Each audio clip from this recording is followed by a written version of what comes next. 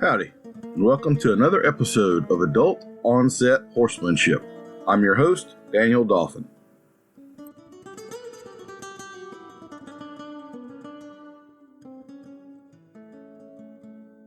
I wanted to take just a minute on this podcast episode to tell you a little bit about the online course that we are offering now, the BIT Course 2.0, Understanding How and Why Bits Function. You can find it at the website, thebitcourse.com, which will be linked in the show notes.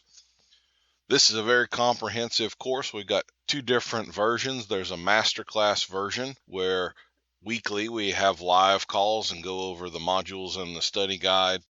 That course has been running 25 to 30 hours over the course of 7 weeks. If you take that version, you're also eligible to go through our BIT certification program and take that test. It's at no additional cost if you want to add consulting about bits to your repertoire of body work or whatever else you might be doing. We also will have an evergreen version that you can take anytime you work at your own pace. It is less expensive. It's also a lot less content. You don't have the weekly Zoom calls with me. Those are going about 2 to 2.5 hours each week. So the masterclass course winds up 25, 30 hours long. The evergreen course you're going to do in 12 to 15, something like that. So check it out. You can go to thebitcourse.com, sign up for the free newsletter. You'll get a 30-minute video on the foamy mouth and all of the implications of that, as well as 5 or 6 articles that I've written regarding bits. Get a feel for the content. This will absolutely be some of the best money and time you have ever spent on your horsemanship journey, I assure you. And it is not discipline specific. We cover just about every aspect of the horse world that you can think of. Our guest today is Miss Gwynn Turnbull. She is probably best known in the Western world for being the producer, director, and one of the stars of the Californios DVDs, also Tapadero and some others. They put on a big competitive roping in the traditional skills. She's done clinics and a lot of other things throughout the world. She's also a writer, has a website, and just a really good source of information on the traditional California skills and a whole lot more, as we will discuss today. So how are you this morning, Ms. Gwynn? I'm good. I'm grateful that you had me on. Well, one of my favorite things about this podcast is it gives me cause to reach out to people that I have known about and respected for a long time, but probably never would have bothered if it weren't for this outlet. So you're definitely one of the ones on that list. I don't know how long ago y'all put out the Californios series, but it seems like it's been 10, 12, 15 years since I watched that stuff, and there's some scenes and all from it that are still burned into my head. So that was really quite the undertaking and the project, I'm sure, or projects. Well, yeah, I think, let's see, I think it came out in 2008. I filmed it over the course of 3 years on, 6 or 7 different ranches in California in the Great Basin. And I was the everything, I was the director of photography. I was the director. I was the producer. I was the editor. I was the sound mixer. We kind of laugh when we look at the credits because we just kept listing my name. But yeah, labor of love, 80 hours of footage condensed into, an hour and 43 minutes. So it was a lot of work. It was a lot of work, but it was, I'm not going to say it was fun. It was challenging and then, of course, ultimately rewarding. Not necessarily financially rewarding. I mean, we always joke and say, how many people want to learn how to brand calves? But I really wanted to kind of record a way of life, before it passed into history. So I think we accomplished that. And there's some skills there and some interesting stuff too, as well, for folks. For sure. And I don't know what things look like in California, but there seems to be kind of a ranch roping resurgence going on and a greater interest in stockmanship and that sort of stuff, low stress cattle handling and all. So there really is a practical aspect to all of that stuff as well. Plus, if your kid's out back with a roping dummy in front of him, he's not out on the roads doing stupid things, right? So lots of good that can be wrung out of all of that still. Yeah, I think so. I mean, the roping, the competitive roping I put on for 13 years, and the videos that I did, that was one of many chapters of my life, and I think it enriched my life, and I think there was a lot of value in it. Good times, bad times, just like that's just life. But all in all, I'm glad I did it, and I stopped having the Californios. I think I stopped it in 2012, and 13 years is a long run, but I think the takeaway there is everything has a life, a beginning, a middle, and an end. And I wanted to be respectful of that. So I wanted to kind of end on a upswing, not wait until it was forced to change, with changing at the times. So I think I accomplished that. Yeah. Yes, ma'am. Well, I guess let me get into that in a minute, but I wasn't aware that y'all were doing the competition so long before the videos. I kind of thought the order was reversed there. So we'll get into that in a minute. Sure. We do like to start everybody off with our lightning round questions, and I have changed these up and the order up a little bit for you. So these are for points and prizes, so you want to be on your A game here. So Miss Gwynn, what is your favorite way to relax? I go to the top of my hill on a warm sunny day, and I lay down in the grass and look at the clouds and try to think about all the magical times I've had in my life. Morning? That'd be my favorite. Yes, go ahead. Well, that actually, I have another question that is, where is your happy place? But I guess we've two birds with one stone on that one. So, yeah. Morning or evening? That would depend on mentally what I'm trying to do. I certainly have more energy in the morning, and if I have to do any tasks that require a lot of mental acuity, that would be morning. And yet I find the evenings is a great time to reflect, and I feel a little bit more expansive in the evenings, where I can take in kind of a bigger picture and try to figure out what I might have learned that day, epiphanies I might have had. So I'd have to say both, but for different reasons. So sort of action in the morning and philosophy and reflection in the evening. Yeah, I would say so. Mm-hmm. Cats or dogs? Oh boy, don't make me pick. I had a dog I've had a couple of those lifetime dogs, and lost my dog. It'll be 10 years ago, I believe, and still not recovered from that. But so I don't currently have a dog, though I love them desperately. My lifestyle doesn't really lend itself to them at this time, but cats, I got a bunch of old feral cats outside that I feed out of sympathy, and one made his way into the house. I don't know how he accomplished that, but he kind of runs the deal. So I really like them both equally for different reasons. Okay. So can you lay hands on most of these feral cats, or they're porch pirate type cats? Most of them are porch pirates. Yeah, and the natural attrition where I live on Hambright Creek, and a creek is kind of the natural thoroughfare for predators. So they usually only last 6 months or so before they vanish.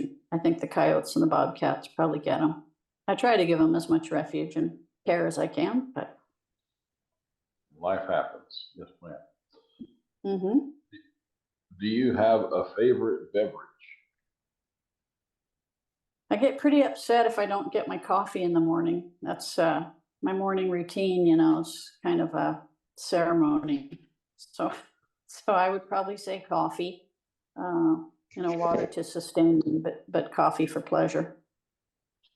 I have to say this is one of those questions there, particularly given the audience and the people that I'm talking with. I would have figured that was going to be a question that was about 90% coffee drinkers, and it isn't close to that. It's probably 20% coffee drinkers and 80% something else. So no, we don't.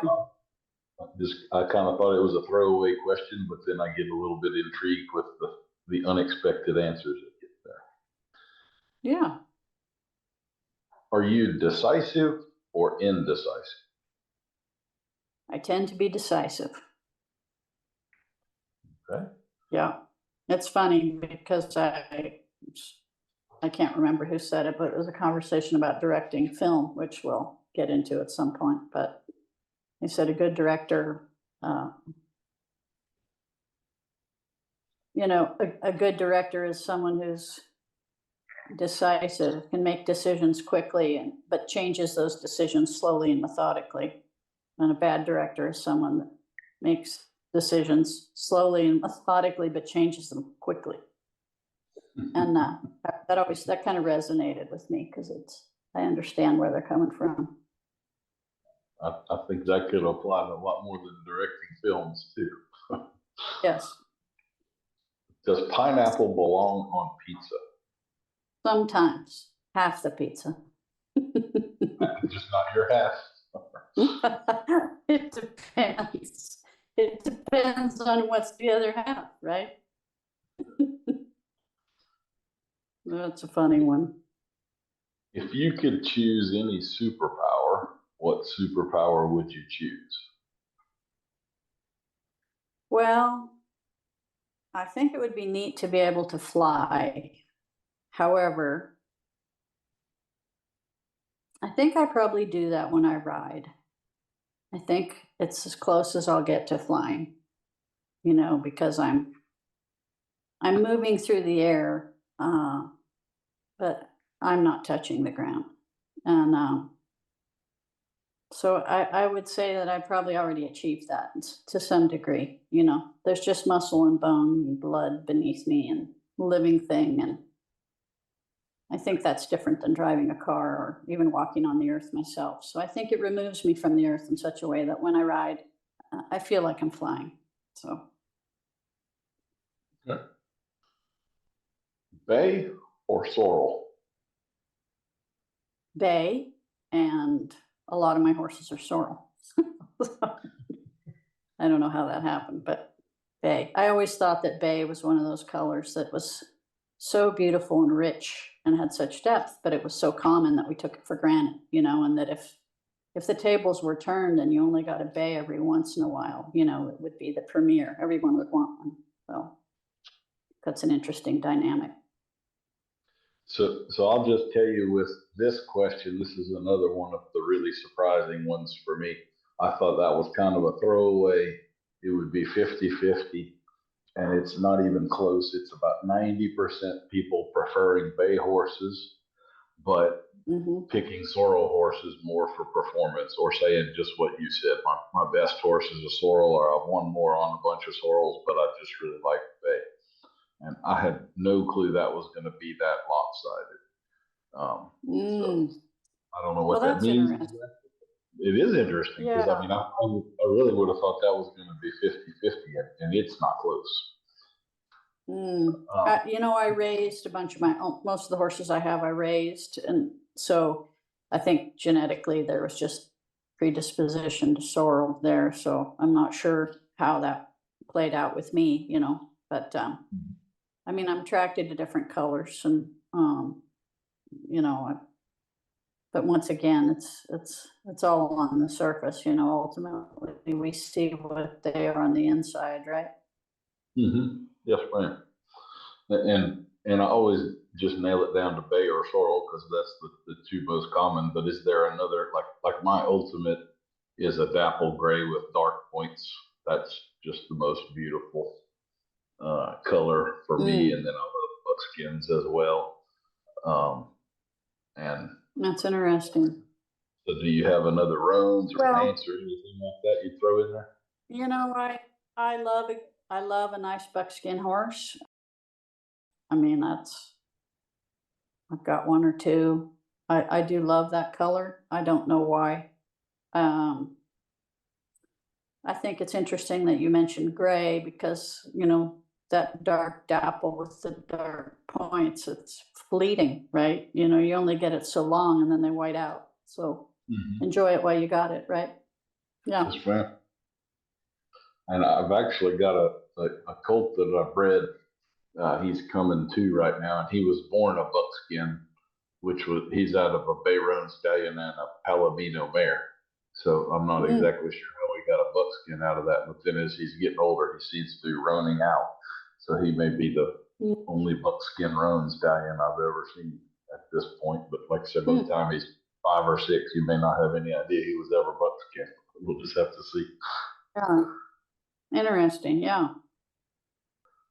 Well, now I'm down to what is your happy place? So is it that hill, or would there be another place you would describe?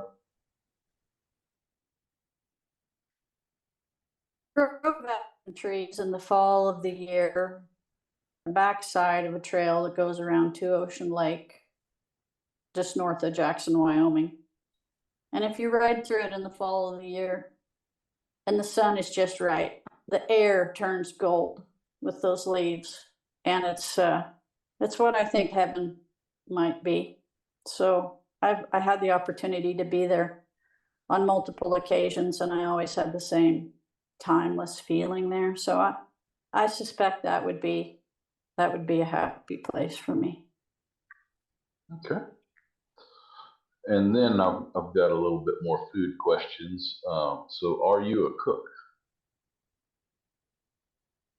Sometimes. Yeah. When I was married, I cooked a lot.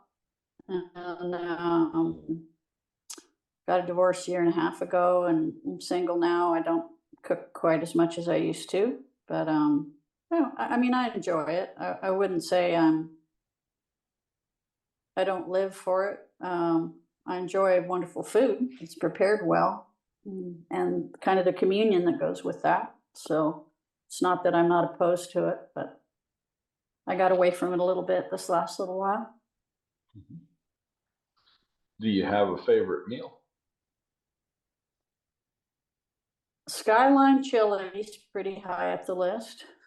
It's kind of it's a meat chili that almost, the sauce with it almost tastes like a mole, and you serve it over angel hair pasta, just loaded with sharp cheddar cheese that's been grated fine, and a couple handfuls of diced onions, and that's I like that.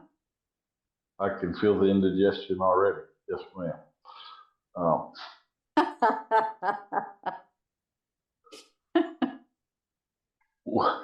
What would you say is your biggest fear? That I am not being truthful with myself. So that's a battle. That's a lifelong battle to make sure that what I say and what I do is truthfully in line with who I am, you know, the deepest part of me, my essence. And that's, I think, you know, societal pressures or money, or there's a lot of things that try to lure us away from that. And so my greatest fear is that would be not being truthful with myself about who I really am, or what I really want, or what I really stand for, that I would miss it. That would be a fear of mine. Okay, so sort of a self-betrayal. Yes. Do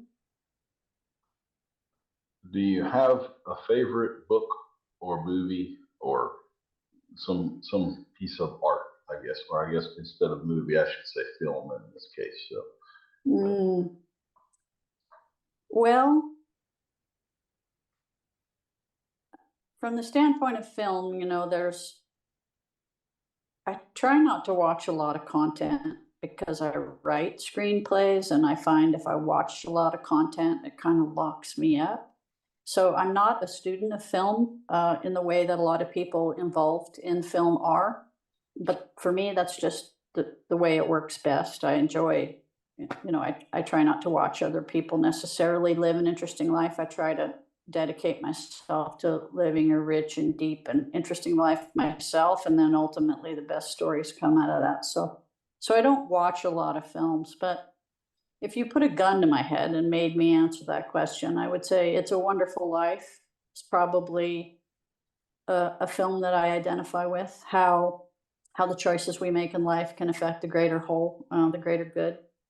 So I would say, yeah, probably It's a Wonderful Life would be my favorite film, though, I have several, but that would be the one that if you made me choose. I have to say, as philosophical as you are, I'm kind of thinking I made a mistake scheduling this for the middle of the day. I should have a glass of whiskey with me right now, and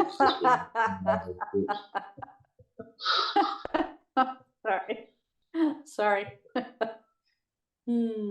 Funny. When is the last time you ate some dirt?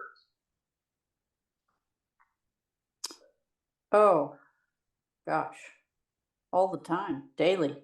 You mean got bucked off, or? Yes, ma'am. Yeah. Got bucked off? That's been a little while. I've made a lot better choices now that I'm, getting a little age on me. So I try not to put myself in situations where I hit the ground a lot. Haven't started a colt in a couple of years. And I would say my skill set changed enough that wasn't an issue, the last little while so much. I ate a lot of dirt early on.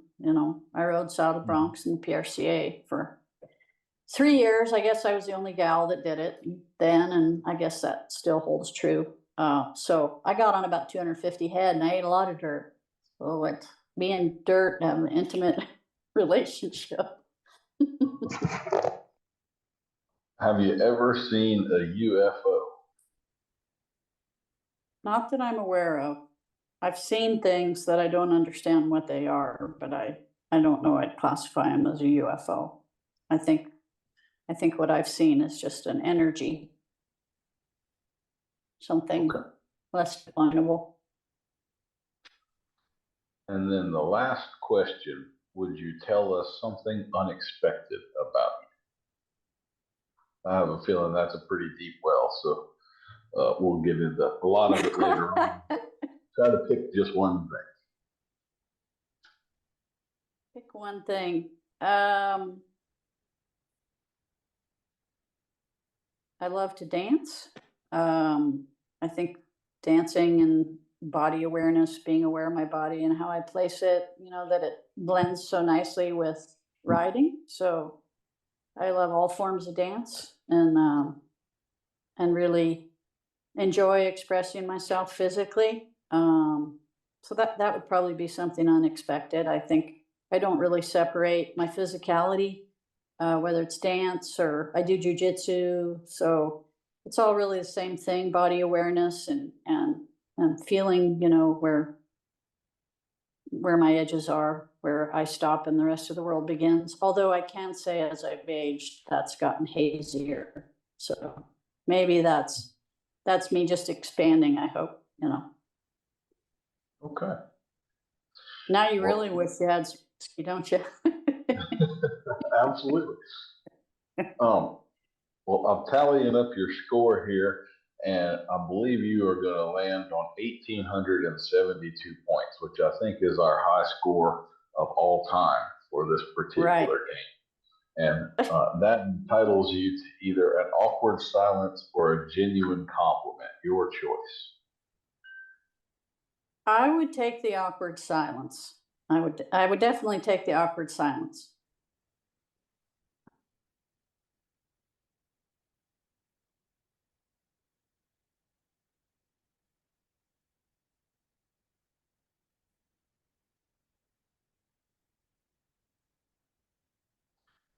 I find those to be so incredibly satisfying. It's just, I don't know.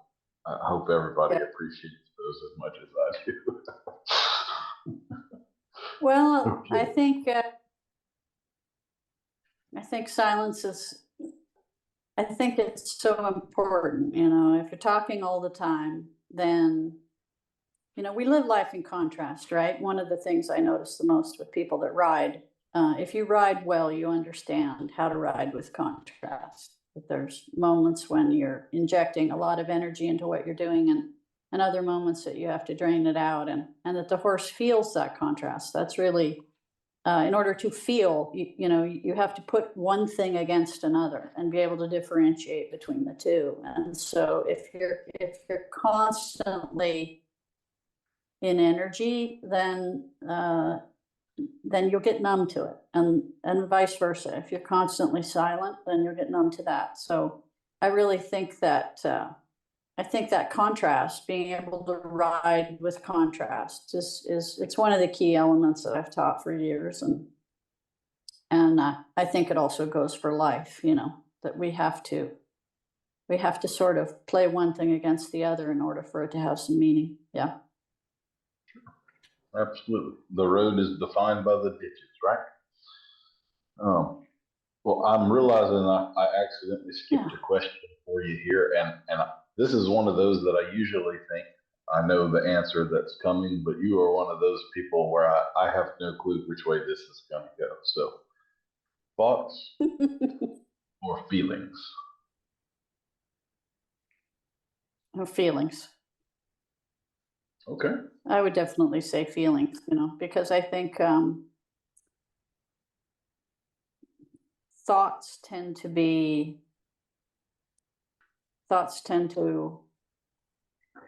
limit us or encapsulate us or close us in, and feelings are expansive and they open us up. So once again, there's contrast. I think for me personally, I try to allow myself to feel expansive, take in what, you know, the world, the horses, the birds, the air, take in what's coming to me.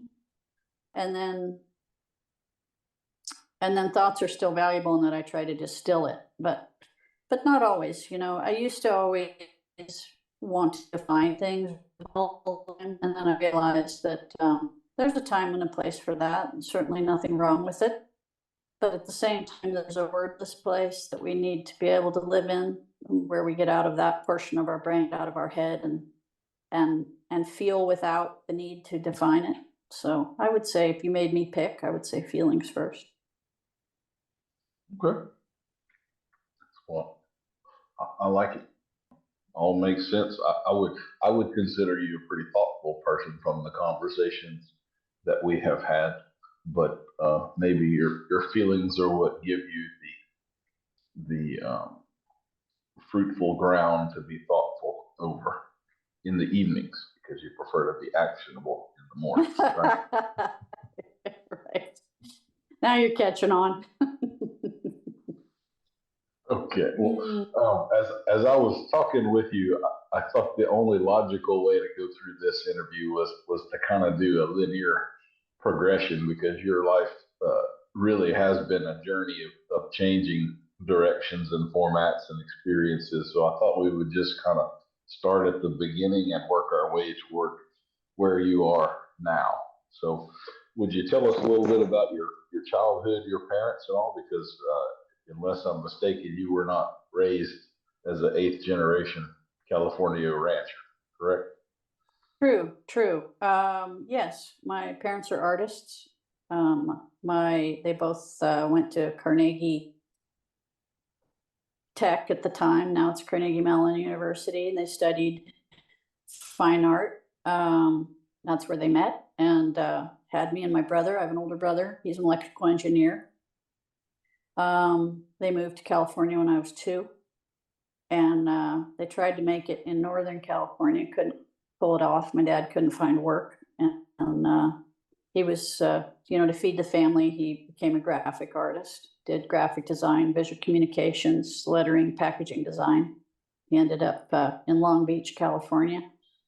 I, from the age of approximately 6, just was horse crazy. No one could really understand why. I didn't come from, obviously, a ranching family. And so just horses, I just lived them and breathed them and dreamed about them, and wanted one, of course, but we had limited means. My folks told me, well, if you save up the money when you're 12 years old, if you're still interested, you buy the horse and we'll pay for the board. And I think they thought it was a passing fancy, but 6 years later, and a lot of piles of pennies on the bed, I had saved up, I don't know, I think it was like 375 or 400 bucks. And my 12th birthday came, and we still weren't in a position for me to have one. And so they said they still felt like they could fulfill their promise so long as it didn't go past my 13th birthday. So in February, the year I would have turned 13, they made good on their promise, and I went to a boarding stable in Southern California and paid 375 bucks for a horse that had been left there in lieu of board. And Cricket was her name. And didn't have a saddle, didn't have anything, just, you know. She was actually 400 bucks, but they knocked $25 off so I could go buy a little bridle at the tack shop.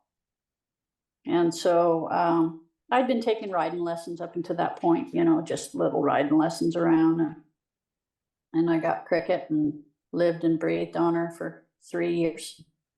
She died of a kind of a rare form of pleurisy, had ever put down. And that really kind of started the odyssey of buying horses and riding different horses. And, you know, I showed a little when I was younger, but I didn't have that competitive nature, I guess. I did get a lot out of it. It wasn't really financed to be able to go hard, but I did get a lot out of it. And then the family moved to Northern California. I went to college. I studied animal science, was pre-vet for a while. I judged livestock competitively all over the nation and did quite well with that. And then quit college, didn't get my degree. And, you know, my dad was a college professor. That was kind of a big deal. But moved to Wyoming, went to work on some of the big, I call them factories, but they were, you know, the big lodge companies that had 190 head horses and put 125 people horseback every day and wrangled 150 head through the rocks every morning, the sun coming up. So I did that for a while and worked around on some ranches here and there a little bit. And I had decided at that point that there's kind of a checklist of the things that really handy people had done in the course of their lifetime. And so it was, you know, start colts, which I'd done for a living. I worked for a few horse trainers, cutting horse trainers, trained cow horse guys. And then I'd done that, and then, you know, work around on the ranches a little bit, as I said, and kept checking those boxes. And then I thought, well, everybody I knew that was really handy that had kind of gone through the Western world, you know, they rode some bucking horses. So I decided I wanted to ride saddle broncs. I got really sick in my 20s, and not to go into too much detail, but I was in the hospital a lot. And it was one of those kind of turning points where you get out and you go, what am I not doing because of some, you know, bullshit limitation that I've given on myself? And I thought I really would like to ride saddle broncs. They didn't have saddle bronc riding in the Women's Association. And I'm not super big into like gender specific associations. I kind of, I don't know why, I just feel like, you know, we're all just people doing what we do. And so there were no rules about a woman getting a permit in the PRCA. So I got one, and I don't know, I went to like 30 or 40 rodeos. Most of the horses bucked me off. Out of those rodeos, I drew like 11 horses that had been to the NFR. So I could really draw good. I was pretty sick at the time, so I can't say that I was in optimal physical health. But you know, a lot of people asked me in my rodeo career, you know, I traveled all over the West. And of course, a lot of the friends I made in rodeo are my still friends, you know, still friends of mine today. Some good people there. And, you know, I can't say that I was good at it, because even though saddle bronc riding isn't a strength event, there's still like a minimum amount required. I didn't really have the upper body strength. If I stayed in shape, meaning if my form was perfect, I could get by a few jumps, but if they set me up or got me out of shape, I didn't have the physical strength, the power to kind of muscle myself back in there. So I hit the ground a lot, got on about 250 head of horses, which in the bronc riding isn't a lot. Did it for 3 years, and I got some notoriety with that. And George Michael's NBC Sports Machine was at Shine Frontier days, because I entered the rookie bronc riding. I guess I was the only gal then or since. And the rookie bronc riding at Cheyenne is, horses kind of, they don't know them. They're unknown horses coming off the desert. And got on a couple head there. Anyway, George Michael's decided to do a story on me, and it aired nationally, and some people in Los Angeles saw it, and the movie industry called me, and I met them. They wanted to option my story, and we did, but nothing ever came of it. But what it did do is it got me to Los Angeles so I could check another box, and that was become a stunt person. So I did that for 6 years, worked on a lot of big features. Horses were my specialty. I also did cars and fights, but horses were kind of my thing. And then I sort of aged out of the stunt work and left, moved back up Northern California, bought a place, and met my husband, Dave. I decided to do the Californios ranch roping and stock horse contest because I just wanted to assemble a lot of really handy guys in an arena that didn't normally get to town. So I started doing that competition. I met my husband, Dave, through that. And just as a way to fund the event, I started doing ranch roping clinics. It was really just a way to put food on the table and try to kind of subsidize the event, because in the beginning it wasn't really making any money. It was costing a lot of money. Mortgaged my house to do it. I was all in. I'm just kind of that way. And it grew to be a big deal. We ended up at Reno, with 3,000 people at the gate, and best cowboys, certainly the best buckaroo cowboys that were alive at the time, competing in the arena. It was a judged event instead of a timed event. Designed all the classes, wrote all the rules, and it was very successful. We had people coming from all over the world to watch it, and still doing the clinics, did the branding DVD. And then life changes happen, and Dave decided he wanted to move on, and so he left a year and a half ago. And I've continued to do my horsemanship and my cow working clinics. I was always the lead off on those at our clinics, and then he was the lead off on our branding and roping and advanced roping. And so I continued to do my clinics, but I had a clinic student several years ago ask me if I'd be willing to do a clinic with some veterans that suffered from PTSD. And I said, well, why? And he said, well, whenever I come to your clinic, you specifically, my symptoms abate for a couple weeks. And I've been to other clinics and that doesn't happen. I think something about how you present things or the way you teach, I think it just affects me that way. And as soon as he said it, I just thought, you know what, I'll do it. And he said, well, what do you got to get paid? I said, nothing. Just if it helps him out, I'll do it.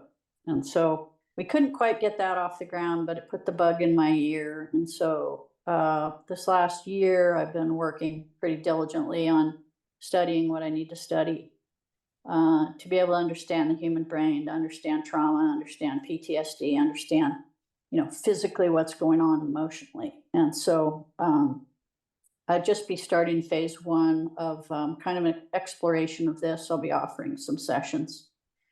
And that information will be on my website like in May, I guess. But I'm really excited about it because I think there's some really new innovative things I'd like to do that I think might have a big impact, be transformative for some folks. So how'd I do? That sounds really interesting. Yes, ma'am. And I'm going to backtrack a little bit, but we'll definitely get more into that in a little bit. Sure. So I guess we'll go back to the sort of the start of the Californios and beginning that competition. You were really building something from scratch. And so, how flexible did you have to be? Like maybe rewriting the rules and that sort of thing when you have one play out and you realize, oh, we've got a hole here or we need to adjust that. Was there very much of that sort of stuff going on? There was some of that. I think, you're always in a little bit of flux. I had a vision of what I wanted to accomplish, and I was very thorough in how I wrote the rules, trying to think of ways that people would try to skirt around them, which is just human nature. It doesn't make you a bad guy. It's just human nature to try to work around something. So I did a lot of that. I spoke with some friends about it, their ideas, got a little bit of feedback and stuff, and then gradually the event evolved as we went along. But I stayed pretty true to my vision. I had a lot of pressure from sponsors, et cetera, that wanted me to add a class or change a rule because they felt it was in their best interest. And this is where I'm not so much a business person. I wouldn't do anything that I felt diluted the vision, the purity of the event, even if it cost the event money. And so I wasn't always accommodating. You have to know how to say no. What made the event unique was its purity, and I knew that. And so when you're tempted to water it down or you're tempted to make a change, you just remind yourself of what your vision is and try to hold true to that. So it did evolve in a positive way, but it never deviated from the purity of what it was supposed to be about. Yeah. So I guess kind of what I was getting at there was maybe a little more in the details of the judging, because you're judging things that are pretty subjective. So like a Yes. team rope, we've got a couple criteria you have to meet, and then it's the fastest team wins. But that's not exactly the way this worked out. So would you describe for us some of the criteria and how you decided to weigh this thing over that thing, where it wasn't quite as black and white as like fastest time wins? Yeah, well, I knew that it would be a real challenge for judges because, how do you quantify what's going on in the arena when there's that much in front of you?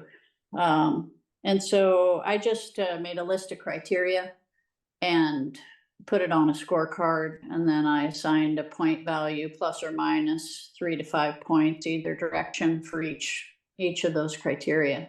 So, horsemanship, stock handling, size of the loop, distance thrown, timing of the shot, handling of the slack, all of the criteria that you saw before you was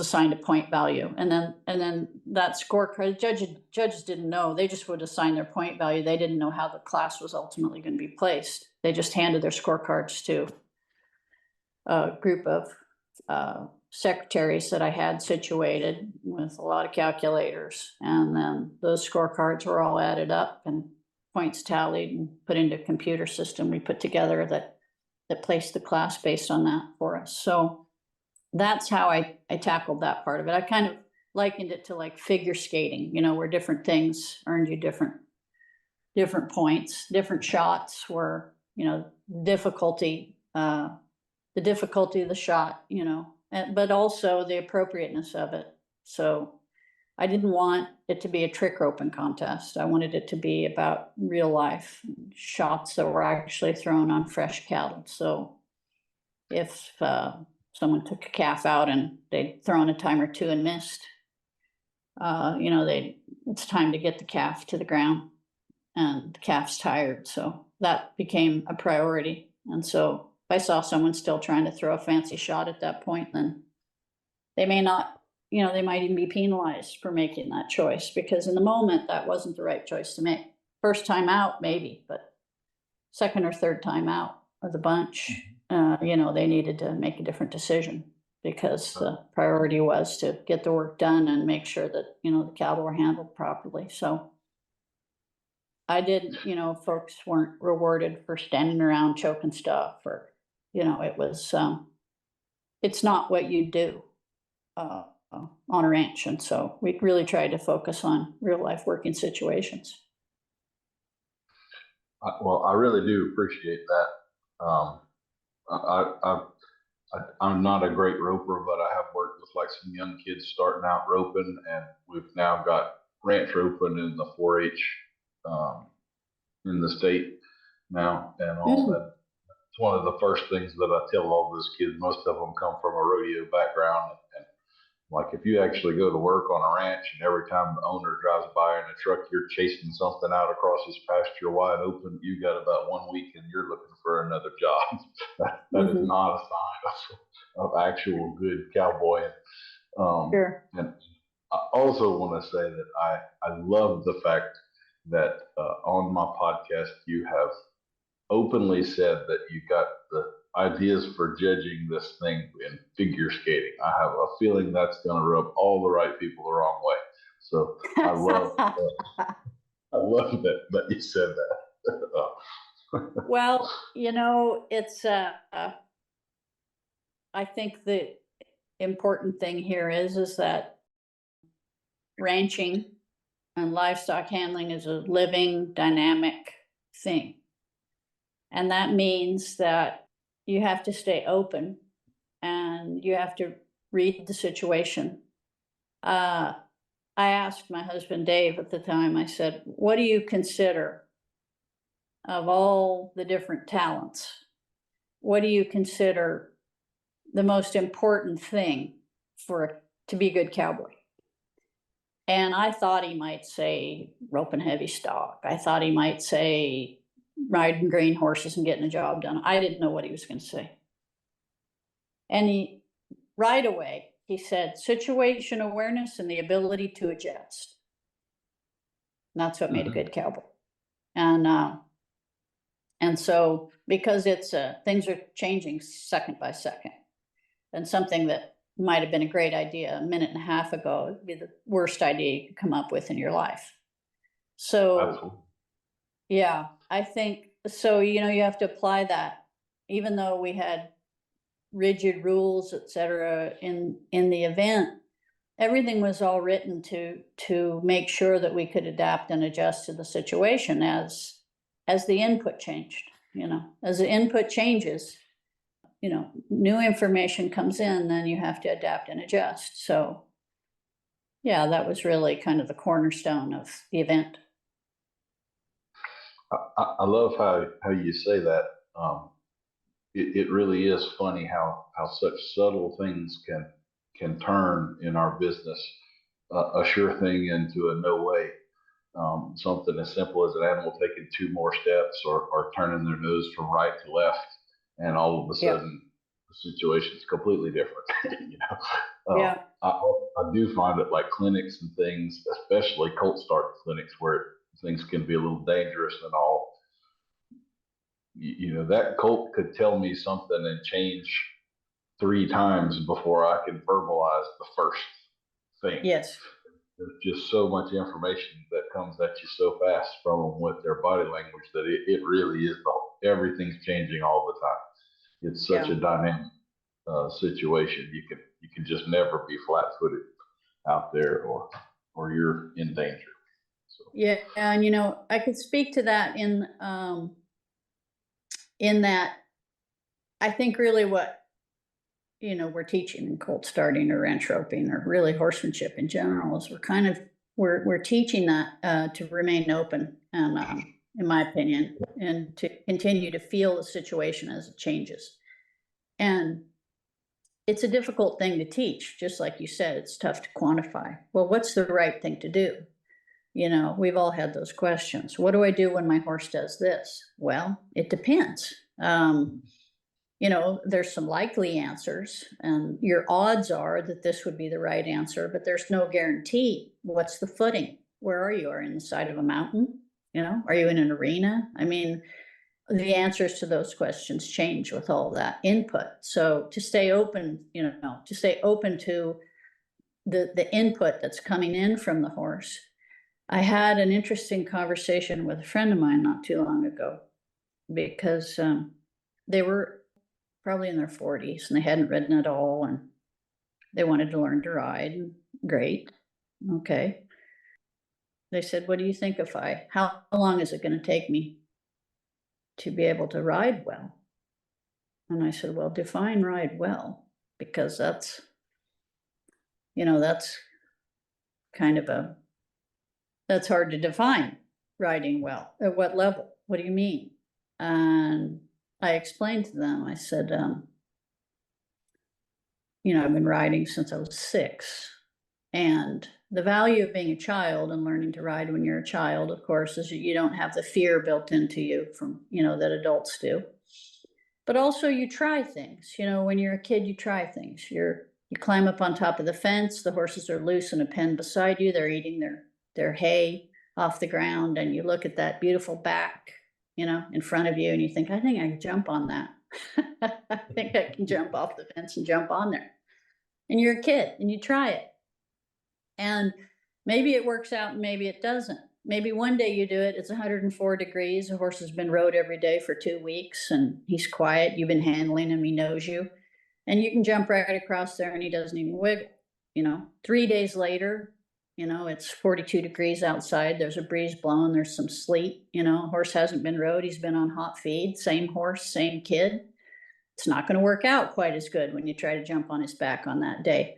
Well, all the sensitivity, that you learned, what can I get away with when?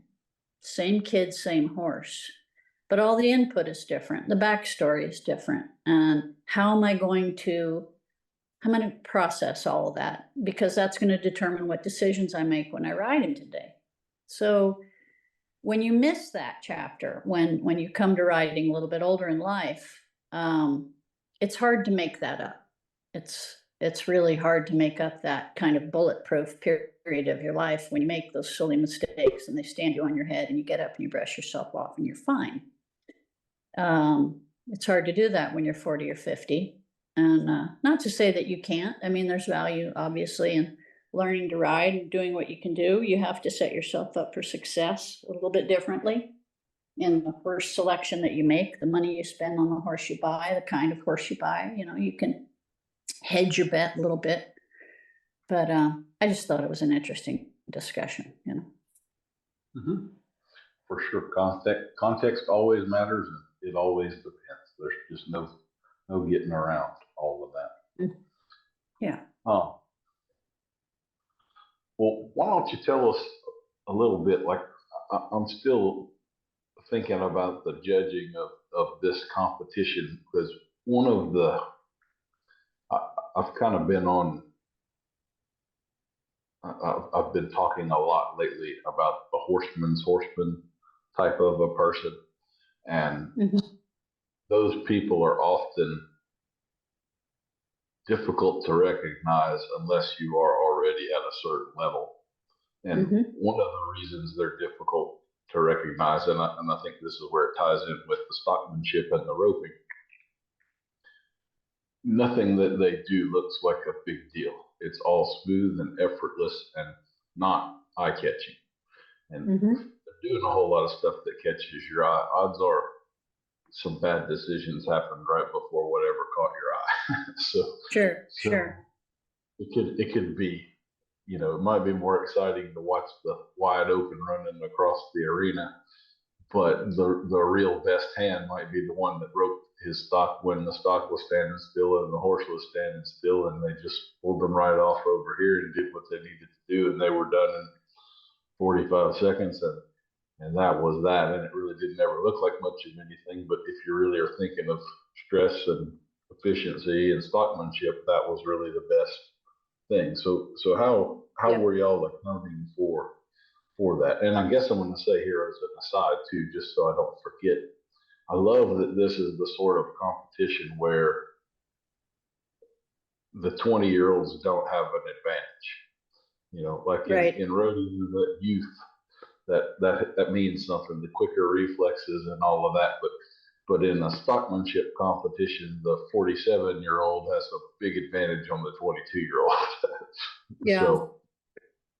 Did y'all see that play out, and how did you manage the quiet, subjective nature of the true masters that don't necessarily stand out?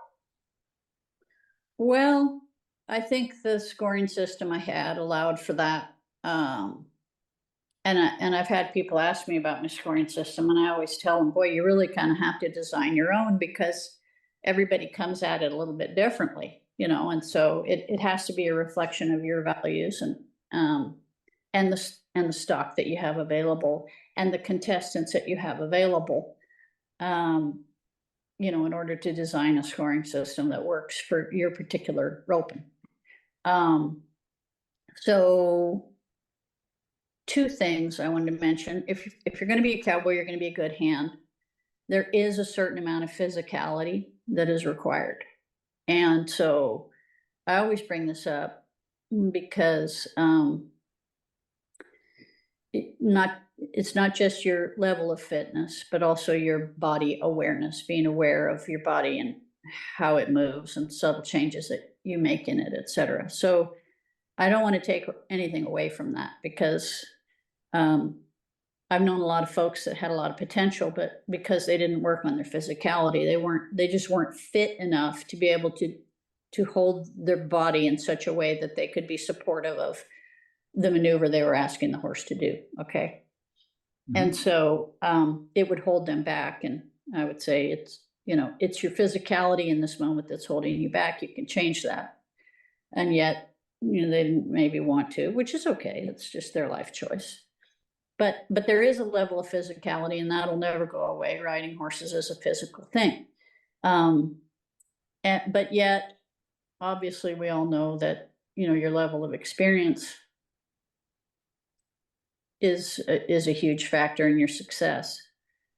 I will say that what I tried to recognize and what I tried to teach folks was that what makes a horse broke is their ability to handle transitions, be they subtle, be they small, be they big. It's all about transitions, one thing to the next. A horse can have a beautiful trot, or, but if his transitions from one gait to another, for example, from one frame to another, if those are rocky or sketchy or awkward, then he's not broke. So the same is true for the human mind.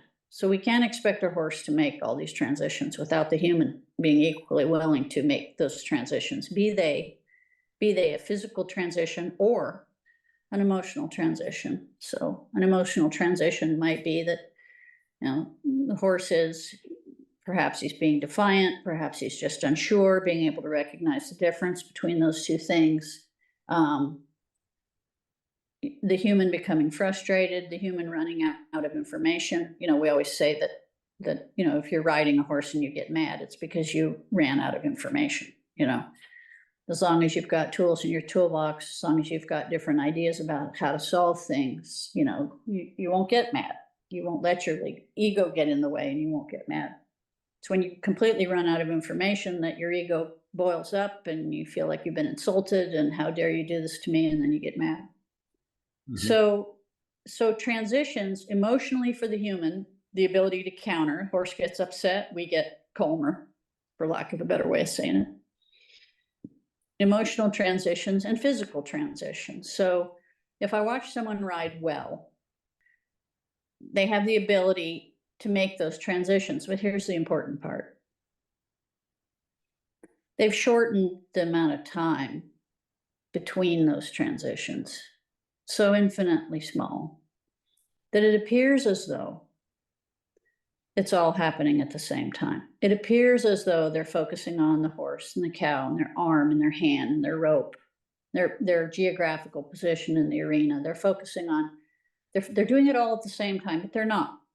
They're really not. What they're doing is what started out as, let's say the increment of time was, okay, I've got my horse in the right position. He's just where he needs to be. Oh, now I have to get my rope going. And now I got to get the tip where I need to get the tip. Oh, now I have to change my body. You see, everything I just described in that moment was long. There's like a big gap between each transition. So as you learn to ride well or rope well, you start shortening that. So now it's horse, cow, rope, horse, cow, rope, horse, cow, rope, horse, cow, rope, horse, cow, rope. And it just basically, you shorten the transition of attention between all the things. What am I doing with my spine, my body, my sit bones? How am I placing my body weight? How am I being supportive? What's the horse's frame? What's he doing with his pole? Is he relaxed and quiet? Is he tense? Is he framed the way that I want him to be framed? Am I swinging where the cattle are, or instead of where they're going to be? Or, I'm going to put the cow into my loop, or I'm going to put my loop on the cow. What am I doing here? So when you learn to shorten your attention span on all of these little things, you just shorten it down so tiny that it's like film running through a movie camera. It appears seamless. You don't see the individual frames, but they're still there. So I tell folks that. Not that we're doing it all at the same time. We've just learned we've learned our physical and emotional transitions. We've learned how to shorten that increment down to where you almost can't see me transition between the things. It's so small. So it's an interesting way of looking at it anyway. Okay. Well, Miss Gwynn, we have gotten to the point where I need to pay some bills, and we need to bring our sponsor in for this episode, and I found one for you. We have conversed via email probably 10 years ago. I had emailed you about a particular shot that I had seen on y'all's DVDs that I was having trouble with, and so this is in honor of that. I shudder to think. Our sponsor for this episode is the Kulo Coolers. Have you been polishing leather with denim for years? Are you more familiar with chafing than your kitchen? Are long drives and a sleeping bum a regular occurrence for you? Kulo Coolers is here to help. Our tea tree oil infused gel saddle pads incorporate our patented permafrost nanotechnology to help you cool in those areas that are trying to get a little swampy. Did you know that air is one of the best insulators in the world? Our patented process uses the heat you create to drive the cooling. The warmer your bum gets, the more the Kulo Cooler will help you to chill. We've got models made to fit your saddle like a glove, and others that will cover your truck seat and remove the heat. No more chafing, no more moisture and heat building up and letting you down. We'll have you feeling drier than Carol Baskin at a Tiger King concert, drier than Hillary Clinton's eyes at Jeffrey Epstein's funeral, drier than an Amish liquor cabinet. We'll have you as cool and dry as Fonzie when he jumped over that shark. You'll be as cool and dry as Jason Bateman in every movie he's ever been in. Yes, you'll be that kind of cool and dry. Try Kulo Coolers today. Okay. Have to get me a few of those, right? Funny. My favorite part of all these is writing the ads. I bet. I believe it. Okay. So I think we've covered a bunch of the California competition stuff. So how does it morph from there? You were kind of already doing some clinics, and then we decided to make the films, or how did that all happen? The California was still going on, and we were doing the clinics, and we started the clinics like a year into the show, just as I said, to subsidize the Californios because we had no money. And then when I did branding, I did a little highlights DVD of the Californios, which was, 40 minutes or something long. It was just a video montage, no instruction, no talking, set to music. I did that first with some footage I had of the Californios. And then, but I told Dave, I said, I really feel like I'd like to do a DVD on branding. I had experience in film, of course, by then, and I worked in the industry and was pretty confident, that I wanted to do it. And so we started, let's see, I started the Californios in 2000. I met Dave at the first Californios. Then the branding video came out in 2008. I think I started filming it in 2005, and it came out in 2008. And it was really meant to be a supplement to our clinics. You know, kind of like a little additional tutorial so people could reference it after they'd been to a clinic. And then I can't remember when I did, but quite a few years later, Equus Film Festival was going on in New York City. And I was within the deadline on when something had been produced to be able to enter the branding DVD. So I entered it in their instructional category. And I didn't think any more of it. I entered it, and then, you know, life took off and I was busy. And it turns out it won, which is great. Won the Equus Film Festival in its category, and it screened in Manhattan, which I thought was funny. But everybody liked it. And so I thought, you know, yeah, it is a valuable piece. I really do like the film. Very proud of it. Very glad I did it.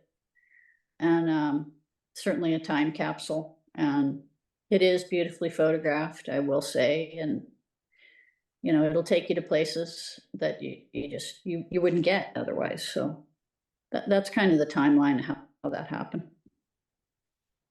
Good. And I really do have to give you some kudos on this. And I'm not nearly as well educated or versed on videoing, but I have got my degree from the School of Hard Knocks in it. And I can tell everybody out there that having an idea of what you want to show and then trying to get natural light and live animals to cooperate in showing what you're trying to show is a very, very, very difficult endeavor. And yes. I think you pulled it off wonderfully. I know that we shoot way more video that gets deleted than ever gets released, just because the angle wasn't right to see the hand that we were trying to. It never played. The horse tosses its head and gets in the way of what you were. You know, there's just always something that messes it up. And I can remember very distinctly. This is one of the things that probably struck me the most and made me start paying a little more attention to the filming elements of it, the technical aspects. But like in those interviews, the way you had the shadow over the eyes, the hat brim just perfectly cutting off on the nose, and it was consistent throughout. I was like, yeah, that's not on accident. That was done.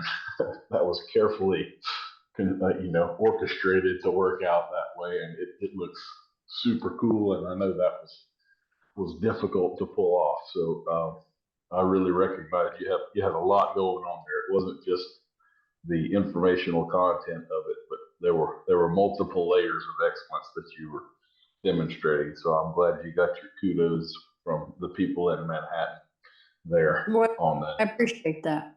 I appreciate you saying that. You know what the funny part of this is that as a hobby or a sideline, or I don't know, I write screenplays, okay, and through my contacts in Los Angeles, I've been working at it about 20 years, self-educated on that. And so finally I wrote one that I really felt was top tier and sent it to some industry professionals. They agreed, and it was well received, and it got it's contemporary Western drama, and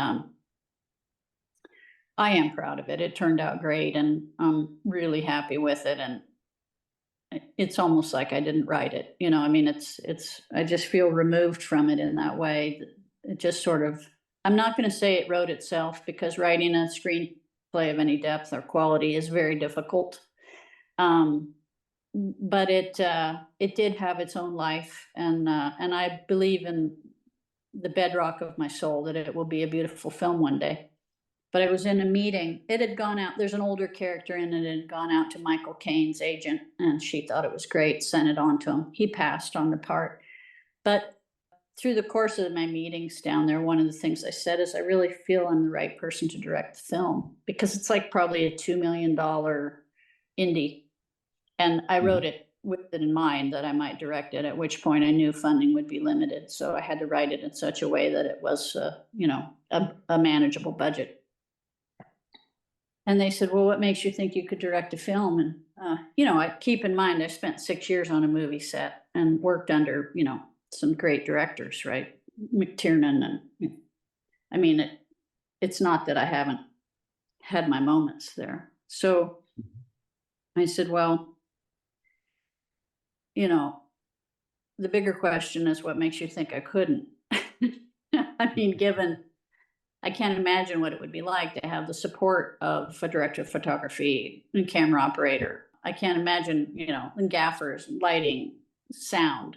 That was all taken care of, because when I was filming branding, that was all my responsibility. And I'm sitting there huddled behind a sagebrush, flipping through, the wind blowing the pages of the manual that I'm trying to read to try to figure out how I'm going to do whatever I needed to do technically with a piece of equipment that I wasn't familiar with.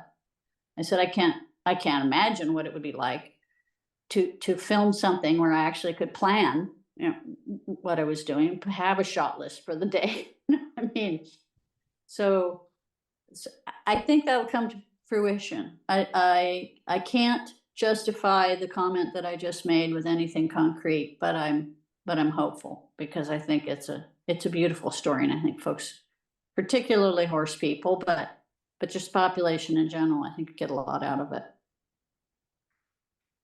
Well, I'll just tell this because I just lived it, but I've started an online bit course, which we're almost all the way done with the inaugural group right now. And there's a particular shot that I have had in my head for several years now. And it was basically on proving some of the fundamentals of cheek balance, because a lot of the information we have out there about how these things balance and what this does and all this, I believe to be wrong. So I wanted to build a bunch of models and then put them on a balance. And then we draw the shank back the same exact degree on each one, and we let it fly, and we measure in time how long it takes for it to return to neutral, how long it continues to swing for, and so forth. And so I actually did that for this online course. And I was building the cheeks out of PVC pipe. So they were modular, and I could, tear this down or just add this, and you could see very plainly all we had done was that. And in my head, that was going to cost like $100 and probably take me an afternoon. In reality, it was 2 weeks and $600. Yeah, I believe you. And it seems, I still can't hardly believe that it took me that long to get it, but you just don't know what you don't know until you get in the middle of it. And then this doesn't look the way I thought it would. Now I have to figure out how to fix that so that it comes across correctly. And absolutely. Yeah. Then I'll wind up being like, I don't know, maybe 6 or 7 minutes worth of video when it's all said and done. That took me 2 weeks to come up with, but I am proud of it.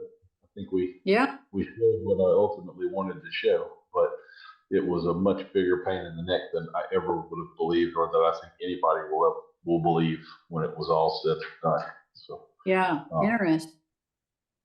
Yeah, I think I had a bit making contest at the Californios, and it was for traditional bits. Then makers from all over would enter, and then be judged. It was interesting to me that I have a bit of my own. It's like got an Ortega cheek, it's a spade, and maker unknown.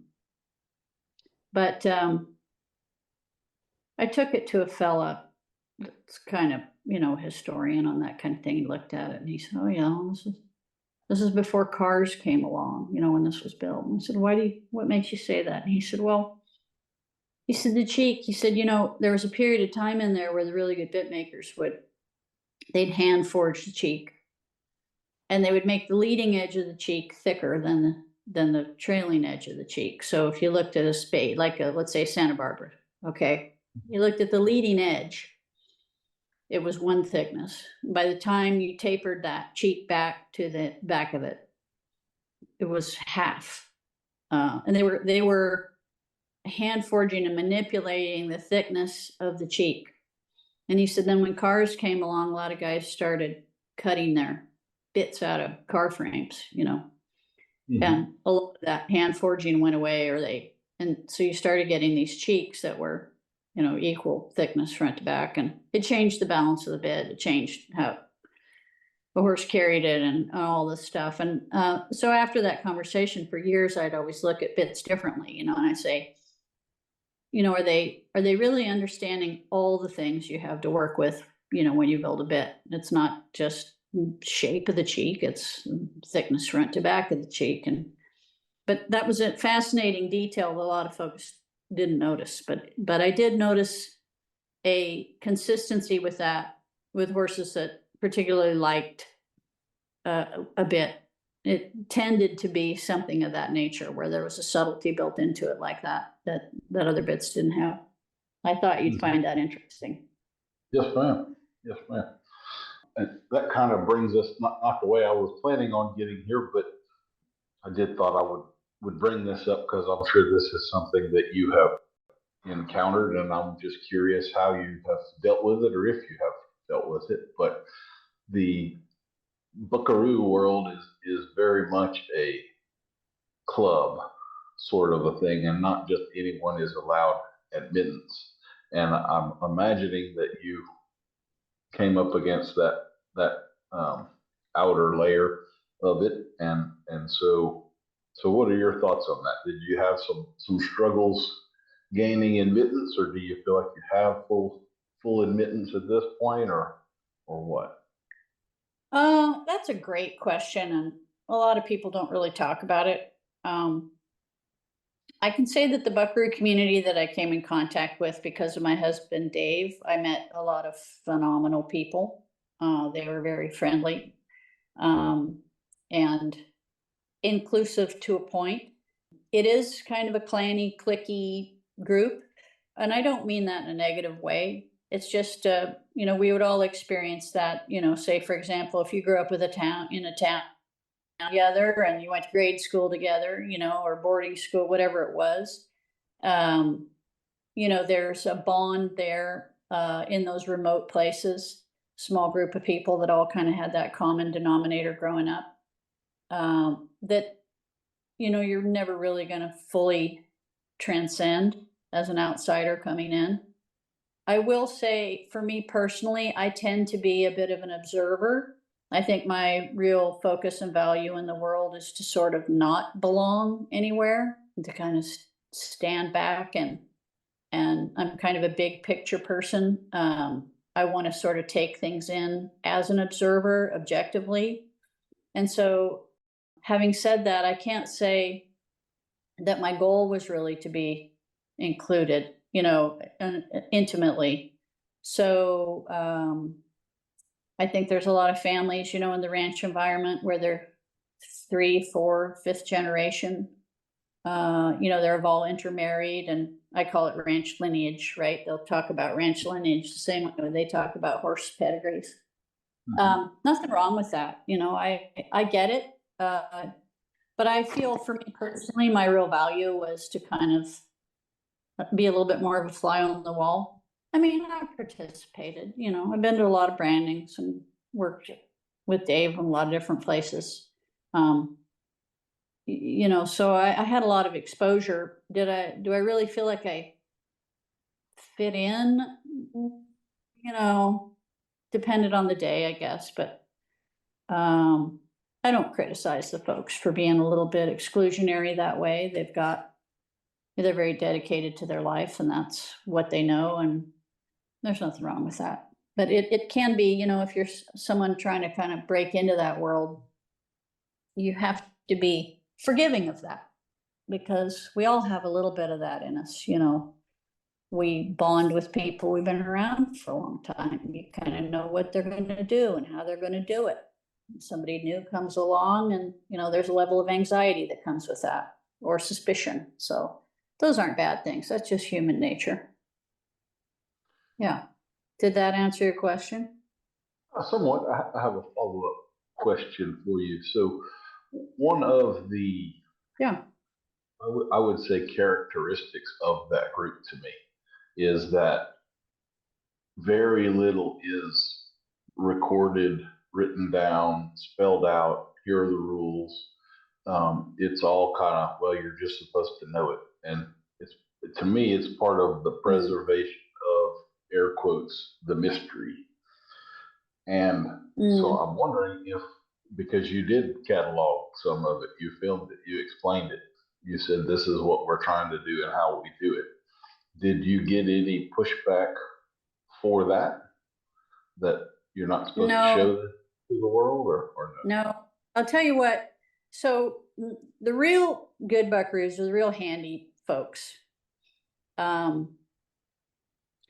They're always open-minded.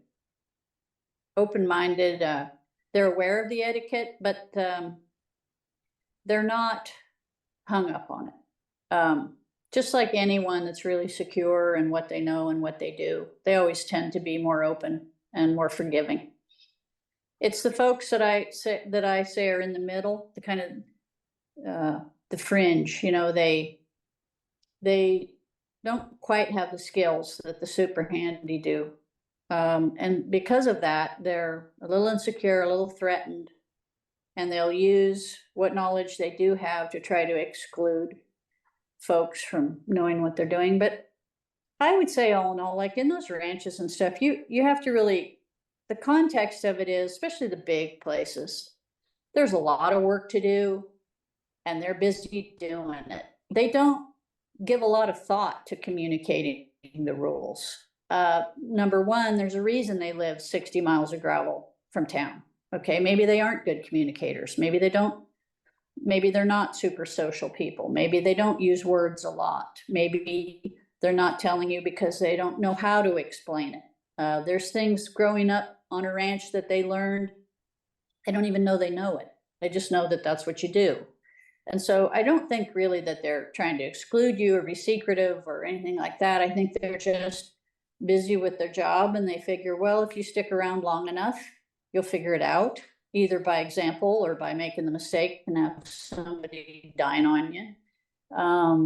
But I don't think it's a premeditated thing with the folks that are really out there doing it. There is a group of folks that, like I said, they're kind of on the fringe. They do just enough of it to be dangerous, and they get really hung up on tradition, and they get really hung up on the outfits and what to wear and all that stuff. And that's okay. You know, it's just a phase they got to go through. Ultimately, once they get all the way through that, you know, it becomes less important again. In the end, it's all about staying open and aware, situation awareness, the ability to adjust, always working at getting better, paying attention, you know, noticing things, learning about livestock, learning about cattle, you know, learning about horses and horsemanship and equipment, you know, and the way that it impacts your job. And if you just focus on that, you'll be okay. I'll give Bruce Sandifer a little bit of a plug here. I did an interview with him a couple of years ago, and one of the things I really appreciated about him, he puts his Makati on his hackamore backwards, where the tassel winds up pointing towards the horse's tail rather than out the front. And that is not the traditional way to do it, but it's a much more sensible way, because you don't have horsehair tickling horse whiskers all day long that way.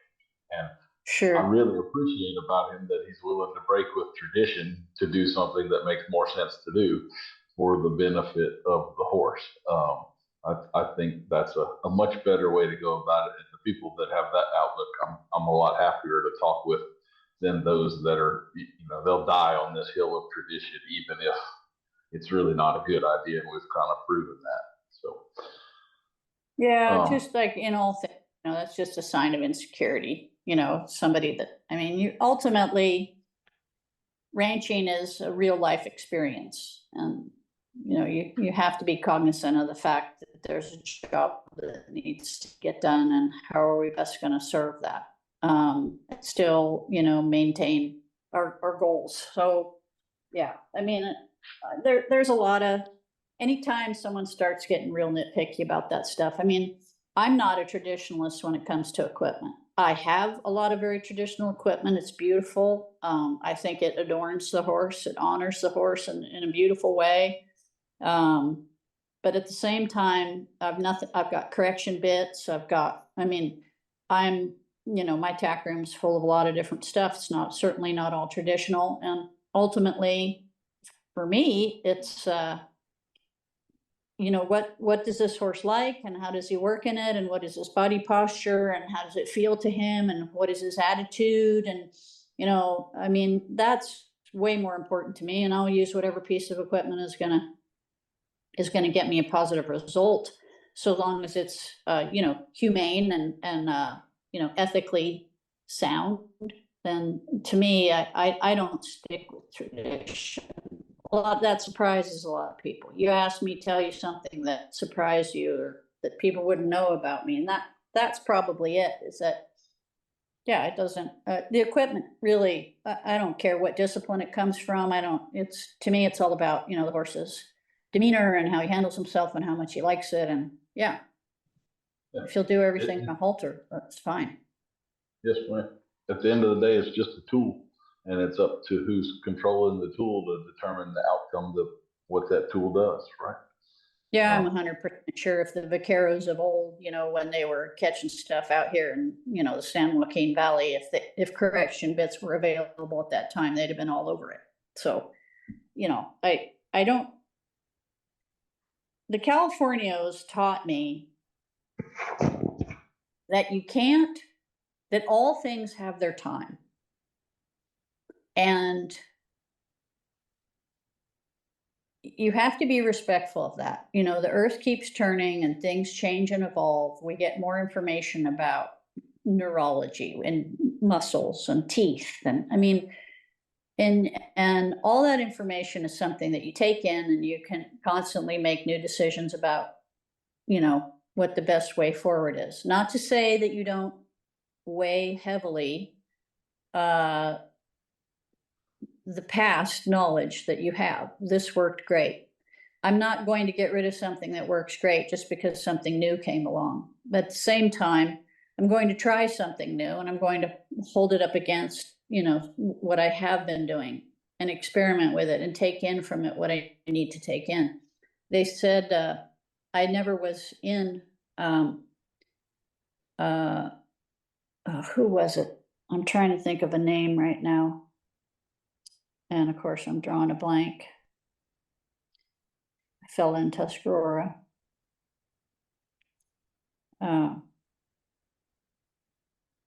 Can't think of it. It's Murphy's Law. Anyway, his tack room was full of every gimmick you could possibly imagine. Didn't use most of them, but he tried everything. And he was someone that came from a very traditional background, and he was a traditional fella, Hackmore 2-rein, straight up in the bridle, showed the Elko County Fair. But he was open-minded enough to try everything, and he might try it for a little while, learn what he needed to learn from that piece of equipment, what it did or what it didn't do, compare it to what he was using, and then he might hang it on the wall for an eternity, never use it again. But I always respected him for that open-mindedness, that I think that's what we all should be doing, really. Like, I don't get hung up on tradition. I think there's aspects of it that are beautiful and worth preserving, but it doesn't mean that you don't look at other alternatives on that journey. It's pretty important. For sure. Yes, ma'am. Well said.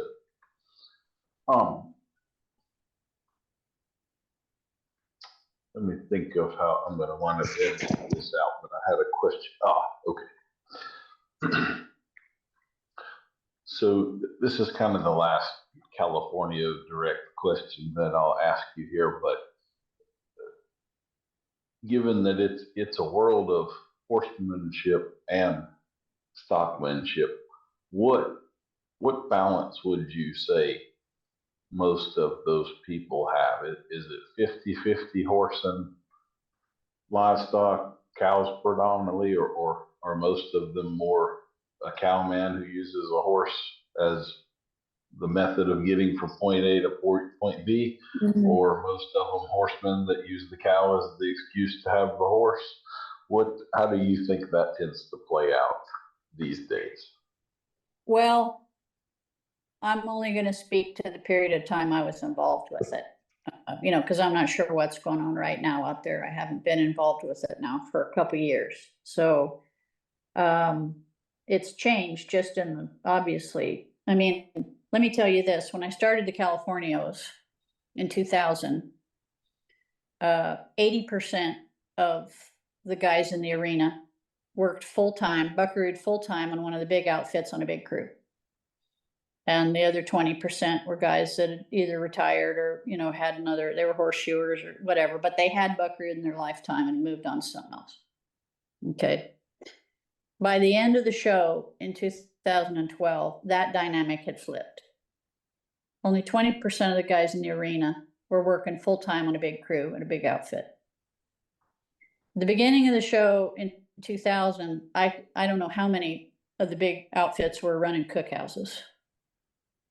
By 2012, there was one left at the time that was involved. So ranching had changed so dramatically in that time period. That was another reason I stopped having the show, because it was becoming more and more difficult to find folks that were still practicing that particular discipline on a big outfit, and had the volume of cattle and horses that they had when I started it. So I would say, so you can see how things changed just in the 13 years that I had the show. But I would say it's difficult to quantify. I mean, some of the guys were very good horsemen, and their cattle handling was good. It wasn't their full focus. There were other guys, their horsemanship left a lot to be desired, but they had an amazing read on a cow and really understood cattle and cow psychology, where they'd be at what time of day, and sick cattle, and just understanding how to handle all those situations. Just really, really amazing cowmen. Maybe their horsemanship wasn't great, and vice versa. And then of course the guys that were both were the cream of the crop, that had both. So I can't really say that it leaned one way or the other. It was really on an individual basis. Everybody had their strengths. The guys that were the best had both. Very difficult to find a good cowboy and a cowman. Like, it's fewer of them out there than people tend to think. Well, I kind of believe that's part of the allure of the bridle horse and all. We have such a pedestal, but there's a whole bunch of them that did not meet the level that we would think. Just like, I know some cowboys that have been riding for decades that don't know their leads yet. Absolutely. They can get it done, but you just wonder, like, how have you spent that much time around a horse and don't know more about it than this? Absolutely. So, yeah. And I noticed that too. When I first showed up on the scene, I was like, wow. But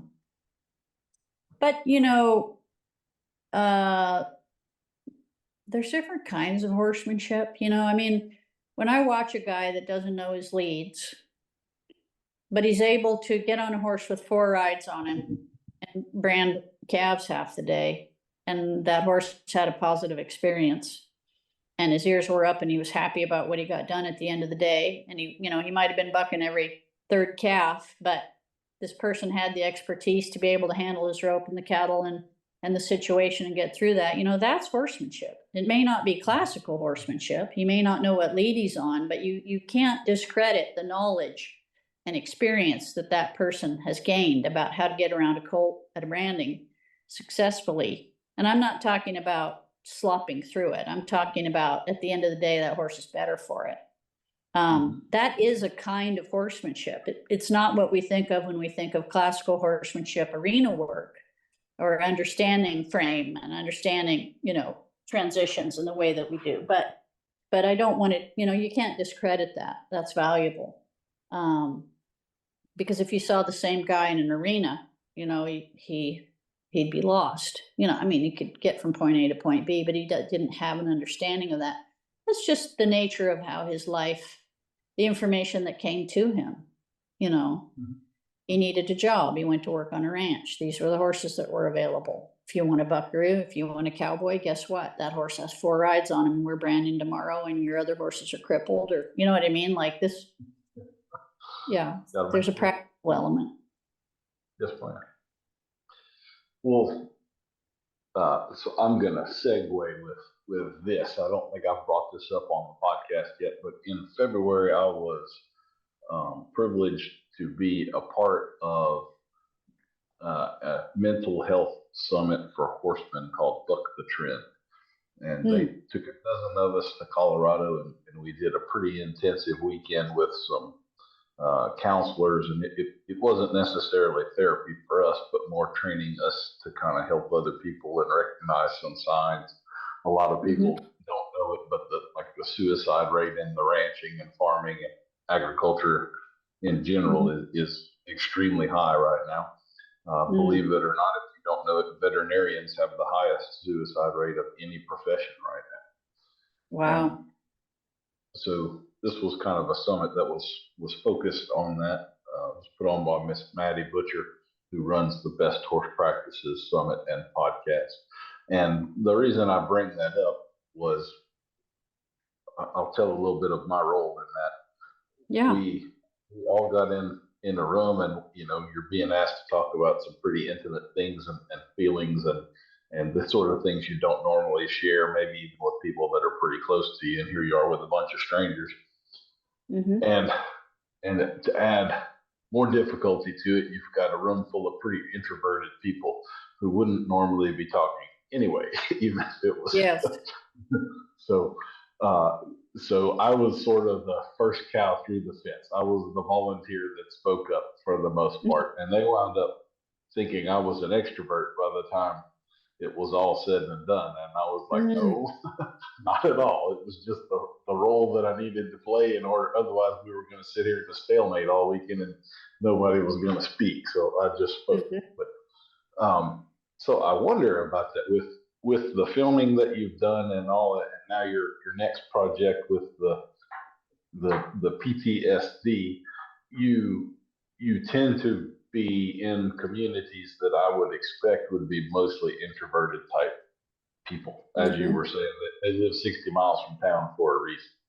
And so have you had many challenges with that aspect of trying to get them to open up or talk about this when they're just, if any of y'all have never done it, trying to have a conversation with a camera is extremely uncomfortable, especially the more introverted you are. So what sort of challenges have you had with regard to the introverted nature of the community you've been documenting? Well, interesting. Well, the beauty of my own personal history is that horses are really a wordless world, and that applies to humans as well. So I'm comfortable sitting in silence or reading body language. They don't necessarily need to talk about, let's say, a traumatic experience. And it's been proven now that talk therapy isn't always the best therapy when it comes to PTSD. Sometimes it is, sometimes it can be incorporated, just depends how. But really, it's really more about feeling what you're feeling in the moment and trying to work with the deregulation that you feel when something triggers you. And so you don't necessarily need to talk your way through that. Movement is of great value when you're trying to move through those feelings or experiences. And so that's where horses come into play.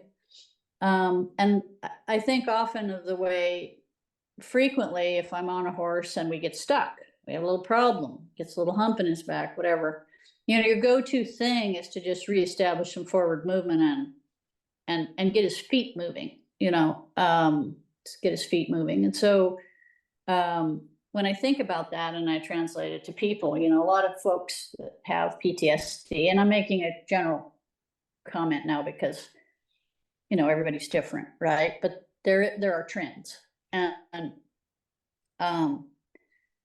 you know, physiologically, what happens is, you know, a traumatic event will happen, and let's just use, just for simplicity's sake, an event that like a one-time deal, okay? A traumatic event happens, car accident or combat, whatever it may be, and normally that goes into our brain in, you know, one portion of our brain that takes that in, and then it's transferred from that filing cabinet, that portion of our brain, into another portion of our brain that takes that traumatic event and it kind of organizes it into a story. And the story is very clear in that this is what happened then. It's not happening right now. It's what happened then. Well, with PTSD, what frequently happens, the way it's been explained to me, and for those of you that are experts in the field listening to that, I understand that this is my bastardized version of it, but it's a processing issue where it doesn't get transferred from the portion of the brain that experienced it into this other portion of the brain that organizes into a past experience, okay? And so when a person is triggered again, they feel it again as if it's happening right now. And so understanding that about how PTSD works, sometimes talking about an experience, a traumatic experience over and over again doesn't necessarily help. Talk therapy isn't always the right choice for PTSD. It doesn't always move the person into, doesn't necessarily move that out of there and put it in the part of the brain that says, yes, it was bad and it happened, but it happened back then and it's not happening now. So whether or not a person's introverted or extroverted, for me personally, I don't have a preference. If they're introverted, I'm an introverted person. I've taught myself to become more extroverted when I need to. I'm very comfortable speaking. As an introvert, I've trained myself to be able to speak and relate to folks. It just takes a lot of energy. So I'm very focused. I'm listening to you very sincerely. I'm taking in everything about what you say and how you say it and how it might make you feel to say it. So that takes a lot of energy. And so I would say when I'm dealing with introverted people, it probably takes a little more energy than the extrovert, but not necessarily. Not necessarily. I would say it's even. I'm equally comfortable, you know, both ways. Yeah. Okay. So with this new endeavor that you've got that'll be starting up, would you kind of give us a little bit of the lay of the land, what that looks like for the time being, and what you're hoping to get out of it? Where, like, are you going to be traveling and doing this, or is this all at your home place, or what's kind of the cliff notes of it, I guess? Well, a year ago, you know, or a little over a year ago when I started researching it, I looked at a lot of the equine assisted PTSD or trauma therapies that are currently in use. Kind of studied what they were doing, spoke with the head of the psych department at Columbia University for quite a while. They sent me to another facility and spoke with them for quite a while. They're pretty far down the road of doing this. In both situations, what I found was the conversation started out with me asking the questions, and it ended up with them asking me questions about, what do you think of this, and what should we try here, and, you know, and I thought, what I really felt was that the programs that exist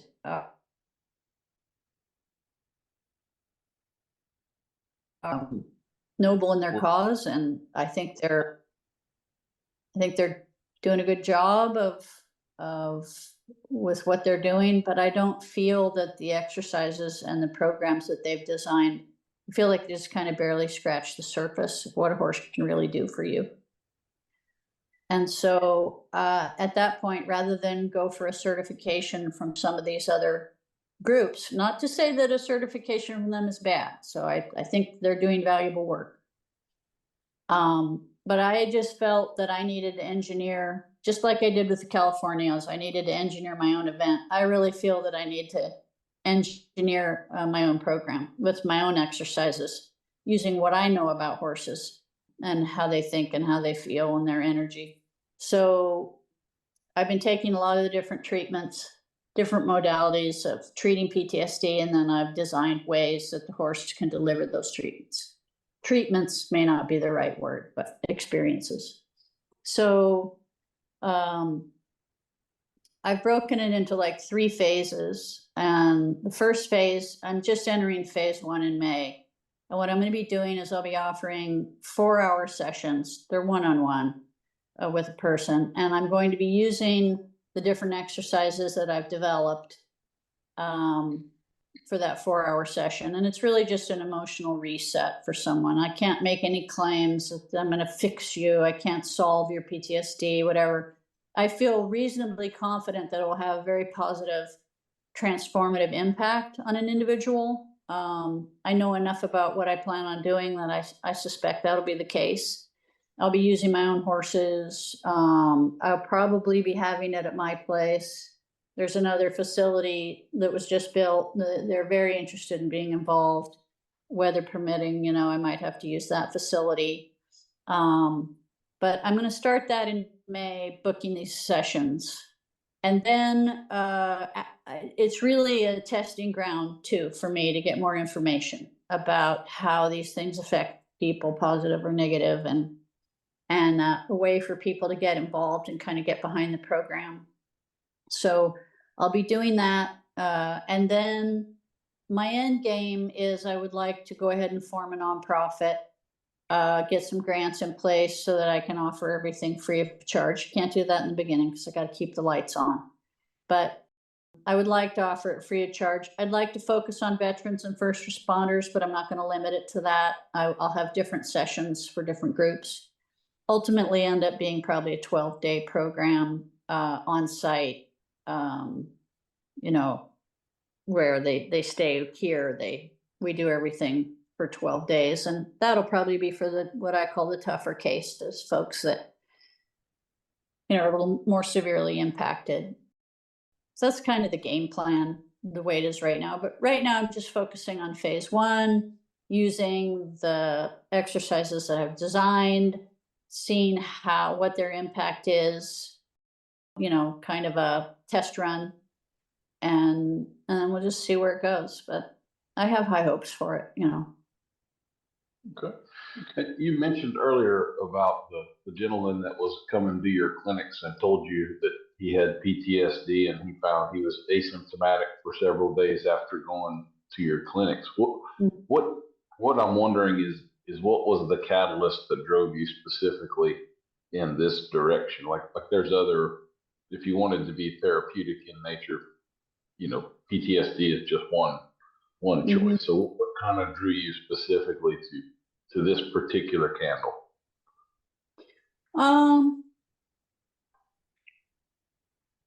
Ask me that question again in a different way so that I'm sure I understand what the question is. So you mentioned earlier about the gentleman that had come to some clinics and had told you that he had PTSD, and he found, for whatever reason, your clinics gave him some relief from that.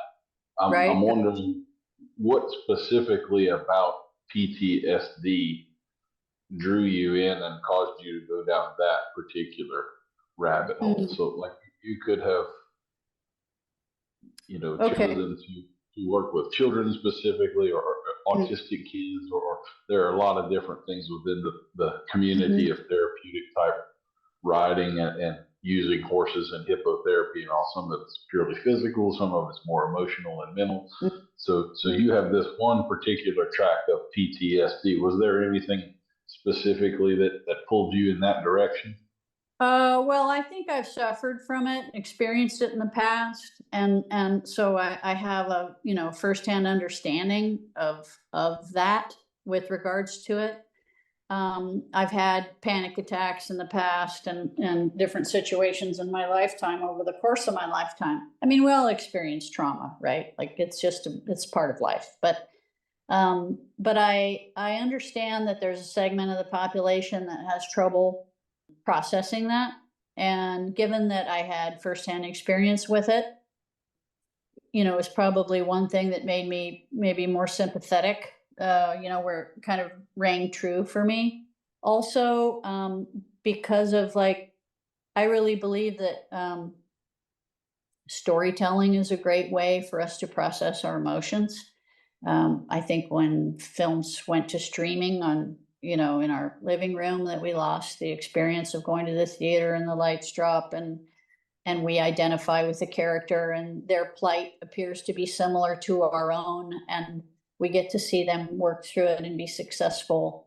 I really think that had effect on our brain, could have a positive effect on our brain. So given my interest in story and the transformative power of story, given my history with horses, given my own personal history with PTSD, I think all those things kind of came together, and I thought, this is kind of like the perfect storm. It's really goes back to that question, are we obligated to do the things that we're gifted in our lifetime?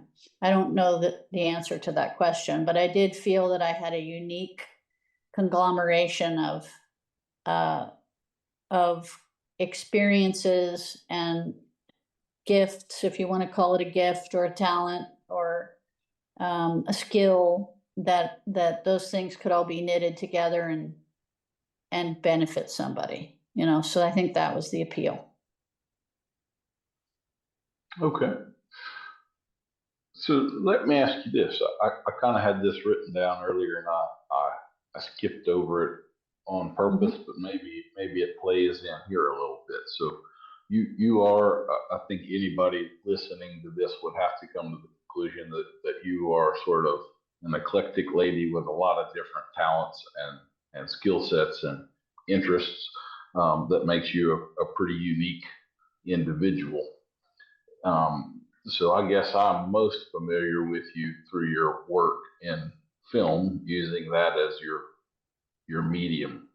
But is that what you would consider your particular medium, or not so much? Like, are you better or more comfortable or more satisfied working one-on-one with people, or maybe in a clinic fashion, rather than the removal that you get from film? Is there some aspect of you that makes this the particular formula for you to help in this way, rather than another medium? Yeah, I would say I tend towards engineering experiences that are transformative. That seems to be my life's work.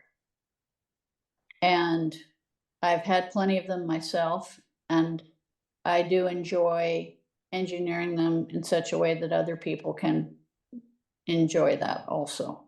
So I think film is, given my artistic background, my knowledge of that creatively, I think film is probably a good medium for me to express that. But I will say that the live situation where I walk into the arena to teach clinic, that fuels the knowledge that I need to be able to create something on film, because it's all about my understanding of human nature, my understanding of character, my understanding of how we react in different situations.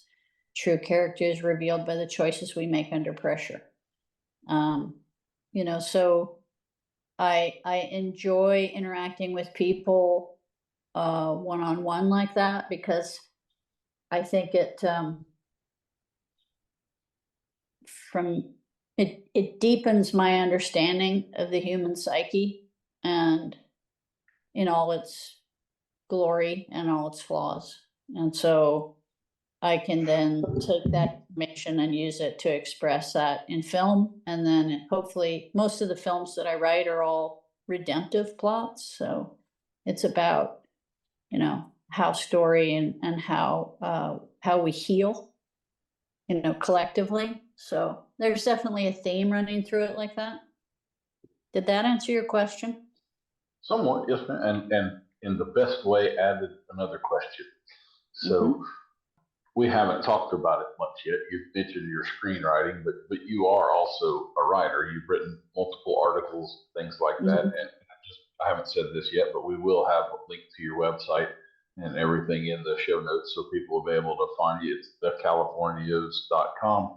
And she's got a dozen or so articles on there, which I really enjoyed. I like your writing style and everything. But one of the, well, I would say we're very similar people in a lot of different ways. One of the things, like with the film and with podcasting and with writing, you have the ability to edit. And I'm a big editor, particularly with writing. I probably have 12 drafts or something before I put it out there. I really like to be able to go back and change things and move my words around and all.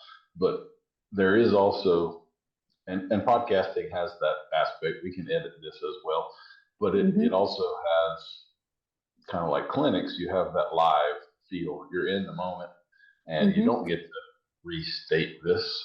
So you kind of, there's almost a risk, an excitement and energy to the conversation because it kind of is live, and you don't get the editing of it. So how do you view that? Like I would consider that a reasonably wide divide in the control aspect of things, because in one you have a great deal of control, and then the other almost none. Well, or you do, but it's fleeting. So I'm not sure how, I'm going on a little journey of talking here, and I have forgotten my question, which is part of the risk of a live conversation. Right. I get, let me help you out. I mean, I understand what you're saying. I love the live interaction with people because I have moments when information is coming to me and I'm speaking it, and I can't really tell you where it came from. I mean, I don't know if it's divine intervention. I don't know some kind of intuition. I don't know where it's coming from, but it's so pure and it's so right and it's so beautiful. I sometimes can't believe that I said it, and that just is it feels like such a gift, and I'll frequently say that in my clinics, like, I don't know where that came from, but it was good, and we all laugh. But I love the live thing because of the opportunity for that to take place. Like, it really only takes place live to me. There's like a flow of some kind going on. And I really enjoy that. So even though, ultimately one day I may transition only into film, I think I'm always going to have my hand in some kind of live performance, some kind of teaching, something like that, because I like discovering things as I go with other human beings, and we get to discover them together. And what an amazing feeling that is, that the particular problem that you just brought to me, I hadn't solved up until this point, but by you bringing me that problem with you or your horse, or, we get to solve it together, kind of join forces. And that's just a beautiful feeling. I love that feeling when it happens. So both things are beautiful to me. Yeah. It sort of offers you an aspect of connection that you don't get otherwise. And it sounds a lot like riding a horse, too. You get into that state where things just flow, and you're not necessarily focusing on it or concentrating. You're just experiencing and going with. So I guess maybe that's part of the answer to that as well. Well, and I'd like, up until it's been about 4 years ago, I was writing and teaching, and, I always prided myself on, I would give people the information mechanically and philosophically. Like, I had been to clinics in the past, watched clinics in the past when I was younger, and it was all mechanics, like maybe rein cow horse guy or cutter or something. It was all mechanics. And then I'd been to other clinics that was all philosophy. And you're like, yes, that sounds great, but where do I put my hands and where do I put my feet? So I was determined to have my clinics be both. That there was a mechanical element, and then there was also a philosophical element. This is what you do with your body, and this is what you do with your mind, and hopefully what you might do with the horse's mind, understanding how to motivate them. Hardest thing for me to get across was, anybody. I mean, it doesn't take much of a horseman really to get a horse to do something. But if you can get him to do something and like it, boy, now that's tough. Getting them to do it and like that they do it, have a positive attitude, and be willing, open, happy to do it for you. That a true horseman, that's what you have to get. And so there's a lot of horse trainers out there that can force horses to do things, make them do it, and they have that dull look in their eye and they're not very happy about it. And, in my opinion, those folks just aren't there yet. But I will say, for me personally, in my riding experience, I was teaching clinics and I was competent and effective.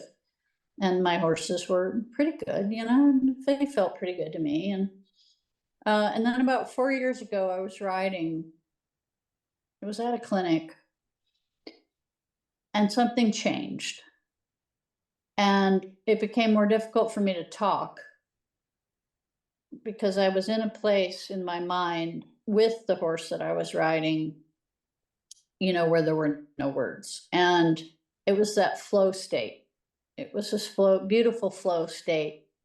And I remember experiencing it. And I got through the clinic and I thought, oh, it was maybe a fluke. But from that day on, I've experienced it repeatedly. Different horses, different days, different clinics, different places. And I'm not going to tell you how old I am, but I'm older than 50. I've been riding my whole life. And it took all that time to get to that point. And if there's a liability in not starting early with your riding, that would be one, that you just have to do it long enough that you can get to that point. Had I started riding when I was 20, I wouldn't have gotten to that point. My riding career would be over, or I'd be dead before I would have reached that point. So I'm grateful for it. It changed me forever. I can definitely say I ride differently now. My horses feel different now. I'm in a different place in my mind when I ride now. Well, it was a big turning point. What kind of horses do you ride? Are you ranch bred quarter horses? They're most of them are. I like appendix horses, believe it or not. I had a thoroughbred mare I bred every other year and accumulated a handful of her colts that I've kept, all of them. So I like a horse that can cover a little bit of ground but still handle themselves. Nice willowy shoulder, smooth through that. I also like, but they're all crossed on kind of cow horse bred quarter horses, But I like that cross. So that's probably the horses that I like are like that. I mean, I love riding a nice cow horse bred horse too, or these big dressage horses are fun too. I mean, it's just, they're all different, but my personal horses, that's what they are. So do you have anything that you're bringing along at this point, or are they all sort of bridle horses and solid citizens? Oh, I've got one I'm kind of bringing along, I guess you could say. I've got quite a few retirees. I have this bad habit, like, they help me make my living. and they're great to me. And we travel all over, the United States and beyond together. And then when they can't go anymore, I just personally feel like I kind of owe it to them to keep them around. So they're kicked out on the place. So I've got quite the group of pensioners. I've got a couple young horses, but I don't have a lot of horses anymore. In my heyday, I maybe only had 25 head. Now I've got like 10 or 11. Well, for your PTSD stuff, those pensioners might be pretty valuable at this point too. So yeah, they'll be perfect. Yep, they'll be absolutely perfect for that. Yeah. Well, have you done much letting other people ride your horses at clinics? Are you one of the clinicians that does that, or not so much? I can't say that I've never done it. I don't do it a lot. Every once in a while, a unique situation would take place where I'd swap with somebody. But most of the time, I'd ride mine and they'd ride theirs, but I didn't swap a lot of the time. Usually it was something like, I always tell folks, and not to give you a canned answer, but if you're interested in a particular discipline, maybe it's dressage, maybe it's jumping, maybe it's cutting, reining, whatever it might be. I always tell folks, okay, I want you to go to the top trainer of that particular discipline that you can find in your area, and I want you to pay him whatever it takes to ride the best horse he'll let you on for a day, and I want you to take a lesson, and I want you to feel what that horse feels like, because you have aspirations that you want to come back and teach your horse to do that. Okay, feel what that feels like. Get that burned into your brain. What it feels like for a horse to stop like that. What it feels like for them to turn around. What it feels like for them to, whatever it might be. And then you go back and you ride your horse. And as you're schooling them through the years of schooling your horse, there'll be a moment when he feels like that. And you'll recognize it and you'll reward it. Had you not gone and ridden a horse that did it well, you may not have recognized it. You may not have rewarded it and missed an opportunity. So every once in a while, if I felt like someone needed to feel what something felt like, I might put them on my horse and give them a little bit of instruction so they could feel what it was supposed to feel like, for example. But most of the time not, And are you still doing some clinics? Yeah, I do some horsemanship clinics, and I do a couple cow working clinics through the year. Keep it simple. I am trying to build the equine assisted trauma sessions. So because of that, I'm kind of feathering one in and the other out, but I'm still going to be doing horsemanship clinics probably for a while. I tell folks, if you want to come to one, come now, because if my film career takes off, we get financing, I'm gonna be gone shooting a movie for a year, so you never know what life has ahead of you, but I'm sure I'll always have a hand in it in some way. Oh man, that made me think of another question for you too. So, go for it. Lay it on me. So as you're doing clinics and all, what are some of the common things, the most common but unrecognized problems that you see? Well, number one would be ego. You can't have two of you in the saddle, right? The ego has to go. So ego gets folks in a lot of trouble. They want to look good. They want what they already know to be right. That's a big one. They're riding a horse that isn't the right horse for them, and I tell them so. And they don't want to believe me, and I get that, but I feel it's my obligation to be truthful and evaluate what they're riding and whether or not I think that horse is that they are set up for success. And I'm not opposed to difficult horses. I'm not saying that the horse gives you a little trouble that you should jump ship. I don't believe that. But at the same time, a person has to live in reality, because if you don't live in reality, horses will surely teach you to. So, if I have someone show up and they're 65 years old and they've just had back surgery and they've got a 2.5-year-old Hancock bred colt that has 3 rides on them, and they've only ridden 5 times in their life, I'm going to go, you know what, this probably isn't going to work out. So, and they'll get mad or what have you. So I would say losing the ego and operating in reality would be my first kind of pet peeve that way, first difficulty. And the next one, I'm going to give you 3. The next one is people don't ride with enough contrast. I touched on that earlier. And what that means is, in order for the horse to feel anything, we always feel in relation to something else, right? We feel heat. If our hand is cold, we feel it more intensely. It's the contrast between the 2 things that allow us to feel. So most of the people I know that don't ride well don't ride with enough contrast. And that means the pocket of relief that they build isn't great enough, isn't big enough. You design an exercise for a horse, you design a movement, you should already know ahead of time what the pocket of relief will be. What does the horse need to do to be able to find that pocket of relief? If it's always there for them consistently, they'll always have a willing attitude because they'll trust. They'll keep searching until they find it without anxiety. So maybe a person that doesn't ride with enough contrast doesn't apply the pressure that's required, ramp up the pressure that's required to motivate the horse to find the pocket of relief. The pocket of relief isn't great enough. And what happens is their riding is just kind of beige.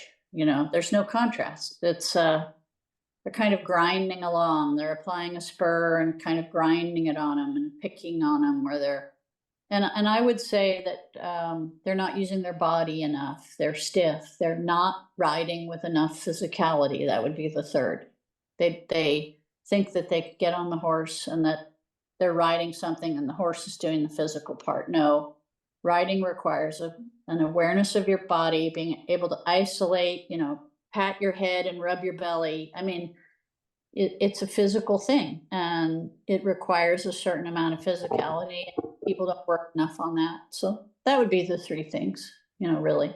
So ego getting in the way, first of all, not riding with enough contrast, and not understanding that riding horses is a physical experience and that you need to work on your body and work on your physicality and work on your knowledge of your body and your ability to isolate, pick up a hip, move your body posture, adjust your spine, adjust your pelvis. Those would be 3 anyway. Well, that may have tied in with the next question I was going to ask you about some advice that you would have, but bringing back your film background here, I have often thought that the easily available access to video, everybody's got a phone with a video recorder in their pocket now. Do you feel like that's played a big impact on the horse world? Because just like I've had many instances where you'll have a customer that almost doesn't believe you when you tell them something. My hands aren't high. What are you talking about? Yes. Okay, well, yeah. why don't you watch this little video that I just took of you and tell me if you think you look like you're riding a Harley or not? Yeah. So, Yeah. So, No, I definitely, well, I think it's had an impact on society in general, but yes, definitely. I think it's been helpful, I do. Just because you can self-evaluate, right? You can stick it on a tripod and ride and then evaluate yourself, or take it to someone else to help evaluate you. So yeah, no, I think that's been good. It's sometimes humbling. I know one year we did a clinic. It was our open clinic. We had 6 guys in it. And I said, Dave, I'm going to video it. He said, great. So I got my camera out and I videoed each guy's turn. And then we went in the house after and put it on the TV and played everybody's deal. Dead silence. And we were talking to the students the same way we talk to them when we're out doing the clinic. See here, you kind of your hips over here and you're not getting your arm, you're only using the front half of your swing, whatever. Dead silence. Nobody's saying a word. finally, one of the clinic students was also a friend of ours. And I said, boy, Mike, you guys are all being pretty quiet. Everybody looked at each other and Mike said, well, we all thought we were quite a bit better than we are. And they weren't that bad, but we have an image of ourselves on how we think we look, but that's not necessarily the reality. So I think having a video like that, being able to self-evaluate, keeps us on the straight and narrow, keeps us a little more truthful. So yeah, I think it's good. Good opportunity. An incredible tool. Yes, ma'am. I kind of had the opposite experience when I was still apprenticing. I got to the point where I was getting drugged to shows and things like that. And I hit a zone there where I leveled up a bit, and I got where I was really starting to feel the horse a lot better. And it actually caused me to get pretty insecure because I was feeling all kinds of problems that I wasn't previously aware of. And this was back in the 90s when, a camcorder was this big 25-pound box that you had to put on your shoulder and everything. And one of my customers had one and came and filmed me riding his horse and then made a VHS copy and sent it back to me. And he did it in pretty short order. I had it within a couple of days of the ride. So the ride was still pretty fresh in my mind. And I got to go watch it. And it helped me with my confidence a lot because I realized you couldn't see all these things I was feeling at this point. It didn't look as bad as I thought it was going to. So it kind of had the opposite effect for me. Yeah, but that's good. I think that's a good sign anyway. Yeah, that's fun. Anyway, well, like I say, we will have links to your stuff in the show notes. I certainly wish you the best with your therapy program, and I don't know off the top of my head what I could possibly do to help you with that, but if you do think of anything, please let me know, and I would be most glad to do whatever I can do. If you start looking for funds or something like that, I'm happy to spread that out on my social media platforms and kind of spread the word for you as much as I can anyway. Well, I really appreciate that. Yeah, I really do appreciate it. I think it's, I'm hopeful that things go well with it, and we'll just give it a try, and see what happens. At the end of it, I'm sure I'll have a lot more information and I'm confident that I think there'll be some positive impact. I hope so, but I appreciate that. Thank you. Yes, ma'am. Well, and I very much enjoyed the conversation with you here. I think a whiskey and a campfire, we could probably go for a long time talking horse philosophy and all of that. So thank you for taking the time out of your day to come on the podcast, and hope we get to ride together somewhere down the road. Yeah, well, I appreciate you having me. It's been a great opportunity to talk to some of your listeners maybe, and I wish you and everybody listening all the best in your riding career. Stay open and stay positive, and look forward to seeing everybody down the road, hopefully. We'll see you next week for another episode of Adult Onset Horsemanship. I've been your host, Daniel Dauphin.